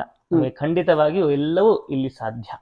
ಸೊ ಇಲ್ಲಿ ಮಠದ ವತಿಯಿಂದ ಯಾವ ರೀತಿ ಕಾರ್ಯಕ್ರಮಗಳನ್ನ ನೀವು ಹಮ್ಮಿಕೊಳ್ತೀರಿ? ಆರಾಧನೆ ಆಗಿರ್ಬೋದು, ಯಾವ ರೀತಿಯ ಕಾರ್ಯಕ್ರಮಗಳು ನಡೆಯುತ್ತೆ ಗುರುಗಳೇ ಮಠದಲ್ಲಿ? ಇಲ್ಲಿ ಹೇಗಂತ ಹೇಳಿದ್ರೆ, ನಾವು ಇಂಡಿಯಾದಲ್ಲಿ ಮಾಡುವಂತಹ ಎಲ್ಲ ಪೂಜಾದಿಗಳನ್ನು ಸಹಿತ ಇಲ್ಲಿ ಮಾಡ್ತೇವೆ. ಬರೀ ರಾಘವೇಂದ್ರ ಆರಾಧನೆ ಮಾತ್ರ ಅಲ್ಲ, ವಾದಿರಾಜ ಆರಾಧನೆ ಇರಬಹುದು, ಎಲ್ಲ ಯತಿಗಳ ಆರಾಧನೆಗಳು ಮತ್ತು ಎಲ್ಲ ಪೂಜಾದಿಗಳನ್ನ ನಾವು ಏನು ಹಬ್ಬ ಹರಿದಿನಗಳಾಗ್ಲಿ ಎಲ್ಲವನ್ನ ನಾವು ಇಲ್ಲಿ ಮಾಡ್ತೇವೆ. ಹೋಮಗಳು, ಗಣೇಶ ಹೋಮ, ಎಲ್ಲವೂ, ಸತ್ಯನಾರಾಯಣ ಪೂಜೆ ಆಗ್ಲಿ, ದುರ್ಗಾದೀಪ ನಮಸ್ಕಾರಾದಿಗಳಾಗ್ಲಿ, ಎಲ್ಲ ರೀತಿಯ ಅಲ್ಲಿ ಯಾವ ಪೂಜಾದಿಗಳನ್ನೆಲ್ಲ ಮಾಡ್ತೇವೋ ಅದೆಲ್ಲವನ್ನು ಕೂಡ ಇಲ್ಲಿ ಮಾಡ್ತೇವೆ. ಗುರುಗಳೇ, ಒಂದು ನಿಮ್ಮಿಂದ ವೀಕ್ಷಕರಿಗೆ ರಾಯರ ಮುಖೇನ ಒಂದು ಆಶೀರ್ವಚನ. ಎಲ್ಲ ಭಕ್ತಾದಿಗಳಲ್ಲೂ ವಿಶೇಷವಾಗಿ ಆ ರಾಯರ ಅನುಗ್ರಹ ಯಾವಾಗ ಆಗ್ತದೆ ಅಂತ ಹೇಳಿದ್ರೆ, ಅವರಲ್ಲಿ ಪರಿಪೂರ್ಣವಾದಂತಹ ಭಕ್ತಿಯನ್ನ ಕೊಟ್ಟು ಅವರಲ್ಲಿ ನಾವು ಶರಣಾಗತಿ ಆದಾಗ ಮಾತ್ರ ಆ ರಾಯರ ಅನುಗ್ರಹ ನಮಗೆ ಪೂರ್ಣವಾಗಿ ಆಗ್ತದೆ. ಆದ ಕಾರಣ ನಿಮ್ಮಲ್ಲಿ ಆ ರಾಯರನ್ನ ಪೂರ್ಣವಾಗಿ ನಂಬಬೇಕಂತೆ. ನಂಬಿಕೆ ಇದ್ರೆ ಮಾತ್ರ ನಮಗೆ ಕೆಲಸ ಸಾಧ್ಯ. ನಮಗೆ ಇನ್ನೊಬ್ರು ಯಾರೋ ಹೇಳಿದ್ರು, ನಾವು ಮಾಡಿದೆವು ಅಂದ್ರೆ ಅದು ಯಾಂತ್ರಿಕ ಜೀವನ ಆಗ್ತದೆ, ಅದರಲ್ಲಿ ಭಕ್ತಿ ಇರೋದಿಲ್ಲ. ಹಾಗಾಗಿ ನಾವು ಅದನ್ನ ಮನಸ್ಸಿಗೆ ತೆಗೆದುಕೊಂಡು ಭಕ್ತಿ ಪೂರ್ವಕವಾಗಿ ದೇವರ ಪೂಜಾದಿಗಳನ್ನಾಗ್ಲಿ ಪ್ರಾರ್ಥನೆಯನ್ನಾಗ್ಲಿ ಮಾಡಿದ್ರೆ ಖಂಡಿತವಾಗಿಯೂ ಆ ದೇವರ ಅನುಗ್ರಹ ಆಗ್ತದೆ. ಹಾಗಾಗಿ ಎಲ್ಲ ಭಕ್ತಾದಿಗಳಿಗೂ ಆ ಕೃಷ್ಣ ಮತ್ತು ರಾಯರ ಅನುಗ್ರಹ ಆಗ್ಲಿ ಅಂತ ಹೇಳಿ ಪ್ರಾರ್ಥನೆ ಮಾಡ್ತಾ ಇದ್ದೀವಿ. ಗುರುಗಳೇ, ನಾವು ಇದುವರೆಗೂ ಸಂದರ್ಶನ ಮಾಡ್ಕೊಂಡು ಬಂದಿದ್ದೀವಿ. ಗುರುಗಳ ಅನುಗ್ರಹ, ನಿಮ್ಮ ಆಶೀರ್ವಾದ. ಸೊ ಒಂದು 26ರಿಂದ 28 ಜನನ ಸಂದರ್ಶನ ಮಾಡ್ಕೊಂಡು ಬಂದಿದ್ದೀವಿ. ಕೊನೆಯದಾಗಿ ಸಾಧಕರಿಗೆ ಕೇಳುವಂತ ಒಂದು ಕಟ್ಟಕಡೆಯ ಪ್ರಶ್ನೆ, ನಿಮ್ಮ ಈ ಸಂದರ್ಶನ ವೈಯಕ್ತಿಕವಾಗಿ ನಿಮ್ಗೆ ಯಾವ ರೀತಿ ಅನ್ನಿಸ್ತು? ಖಂಡಿತ ಇದು ಸಂದರ್ಶನ ಅಲ್ಲ, ಮುಖ್ಯವಾಗಿ ಹೇಳ್ಬೇಕಾದ್ರೆ, ಯಾಕಂದ್ರೆ ವಿಚಾರ ವಿನಿಮಯ ಅಂತ ನಾವು ಹೇಳ್ತೇವೆ. ಖಂಡಿತ. ಯಾಕಂತ ಕೇಳಿದ್ರೆ, ನೀವು ಮಾಡುತ್ತಿರುವಂತಹ ಕಾರ್ಯ ಇದೆಯಲ್ಲ ತುಂಬಾ ಶ್ಲಾಘನೀಯ. ಯಾಕೆ ಅಂತ ಹೇಳಿದ್ರೆ, ಎಲ್ಲರೂ ಎಲ್ಲೆಲ್ಲೋ ಇರ್ತಾರೆ, ಅವ್ರನ್ನೆಲ್ಲರನ್ನ ಒಟ್ಟುಗೂಡಿಸಿ ಅವರನ್ನ ಸಮಾಜಮುಖಿಯಲ್ಲಿ ಅವರನ್ನ ತೋರಿಸುವಂತದ್ದು ಕೆಲಸ ಇದೆಯಲ್ಲ, ಅದು ಸಾಧಾರಣ ವಿಷಯವಲ್ಲ. ಹಾಗಾಗಿ ಇಂತಹ ವಿಷಯ ನಿಮ್ಮಿಂದ ಯಾವಾಗ್ಲೂ ಆಗ್ತಾ ಇರ್ಲಿ. ಆ ದೇವರ ಅನುಗ್ರಹ ನಿಮಗೂ ನಿಮ್ಮ ಭಕ್ತಾದಿಗಳಿಗೂ ಎಲ್ಲರಿಗೂ ಇರ್ಲಿ. ಅದೇ ರೀತಿಯಲ್ಲಿ ನಿಮ್ಮ ಈ ಏನು ಕೆಲಸ ಇದೆ ಅದೆಲ್ಲವನ್ನ ಆ ಕೃಷ್ಣ ಮುಖ್ಯ ಪ್ರಾಣದೇವರು ಎಲ್ಲ ಕಾಲದ ಉತ್ಕೃಷ್ಟದಲ್ಲಿ ನೆರವೇರಿಸಲಿ ಅಂತ ಹೇಳಿ ಪ್ರಾರ್ಥನೆ. ಗುರುಗಳೇ, ನಿಮಗೆ ನಾನು ಶುಭ ಕೋರೋಷ್ಟು ದೊಡ್ಡವಳಲ್ಲ, ಬಟ್ ಆದ್ರೂ ನಾನೇನ್ ಹೇಳ್ಬೋದು ಅಂದ್ರೆ, ಗುರುಗಳ ಆಶೀರ್ವಚನ ಹೀಗೆ ಕೊಡ್ತಾ ಹೋಗಿ ಭಕ್ತಾದಿಗಳಿಗೆ ಗುರುಗಳು ನಿಮ್ಮ ಮುಖೇನ ಅನುಗ್ರಹ ಮಾಡ್ತಾ ಹೋಗ್ಲಿ. ನಿಮ್ಮ ಆಶೀರ್ವಾದ ಒಂದೇ ನಮ್ಗೆ ಬೇಕಾಗಿರೋದು. ಸೊ ನಿಮ್ಮ ಆಶೀರ್ವಾದದೊಂದಿಗೆ ಈ ಸಂದರ್ಶನ ಮುಕ್ತಾಯ ಮಾಡ್ತಾ ಇದ್ದೇನೆ. ಸಂಕಲ್ಪದ ಸಿದ್ಧಿರಸ್ತು. ಥ್ಯಾಂಕ್ ಯು ಗುರುಗಳೇ.